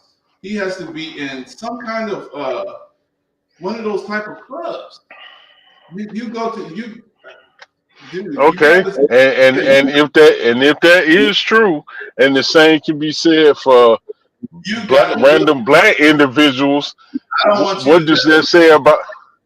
I don't want you to just. What does that say? I'm telling you that they have to be in a club like that. They will be approached to be in a club like that. They could be somewhat rich, but if you're getting certain influence and connections, you have to join these clubs. These are these orderly clubs. Masons is one of them. And there's different levels of this. The union, come in. The union is got Masonic stuff all over it. Okay? So it's like you, just because you just in it, that don't mean that it's like you all up at the top and all of you running the show. So even these companies, you ain't gonna be in no big AT&T, no, you're not gonna have no company that's real big like that and not be included in some type of organization. They run the show. That's what I'm saying. Like in the black Masons, it's different. You don't have to have no money to be in no black Masons. That is Prince Hall. People, and that's what I mean. People don't even research it. The black Masons don't even learn what the white Masons run. They don't even have no money. That's funny. They just learn stuff. They learn about Hiram Abiff and some other stuff they probably learn, but they don't run nothing. What do the black Masons really run? Nothing. They don't run nothing. You're supposed to keep it secret. You don't even know who the white Mason is really. A real Mason keeps it secret. Black people be having Mason on their license plate. They be wearing shirts. Got stickers on their cars and got on the hat. You ain't no Mason. Getting tats, advertising. This thing is Greek. That was from Greek stuff. That was from way back Egypt and stuff. No, but it was given to the Greeks from the Egyptians, and it was given to them to run their society. Okay, well, were the Egyptians the good guys? You talking about good and bad? I'm just talking about the history. So there's so am I. So am I. Were the Egyptians, were they the good guys? At some point they were. Some periods of Oh time. shit! Well, you know what? When it came to Joseph and his influence on the Pharaoh, yeah, I'm talking about after Joseph. One period of time. I'm saying to you, you're saying that they were never. You get to realize you're talking about the Egyptians. That's every part of their society. So God didn't grant them the ability to rule at some point in time. So that's what He I'm sure saying. did, and he served their purpose to rule over Israel. So Israel will understand that they are God's chosen people and not to be following Pharaoh. Okay, so that's one period of time that you're talking about. You're talking about at some It is. point. Okay, so that's what I'm saying. You said the Egyptians. I'm not even talking about all of that. You're talking about good and bad. There was good and bad Israelites. There's good and bad. I'm just talking about what's happening. The way they got this Mason thing is to the Greeks. The Greeks got that from the Egyptians at that time to teach them to run their society. And that's where we get a lot of this stuff, Pythagorean theorems and all of these different stuff that is a lot of this stuff is coming from the Egyptians. And so, yeah, there you go. That's what you're getting. And it was supposed to be held secret because it's supposed to be held by certain levels of the society. So the black folks who try to do the masonry thing, the black mason stuff now, we got that because we was mad that the white people had something secret that we couldn't go in. So Prince Hall and them, they just said they was gonna be Mason. It's a totally different thing. It's a totally different thing. It is nothing. They're not getting what they got. Is not what those white people got. They're still not allowed in the white people's Mason house. So it's like we don't know the history. We just be thinking stuff. We don't, you know what I mean? And they Masons ain't even secret. They ain't got no money. They not running nothing. Yeah. So anyway, we hitting it off. We got something in today, but I just wanted to play. I think we got a couple points in. Y'all make sure y'all share it and everything. But All right, man. I'll see you on the next go. Absolutely. All right, then. Peace out. Yep.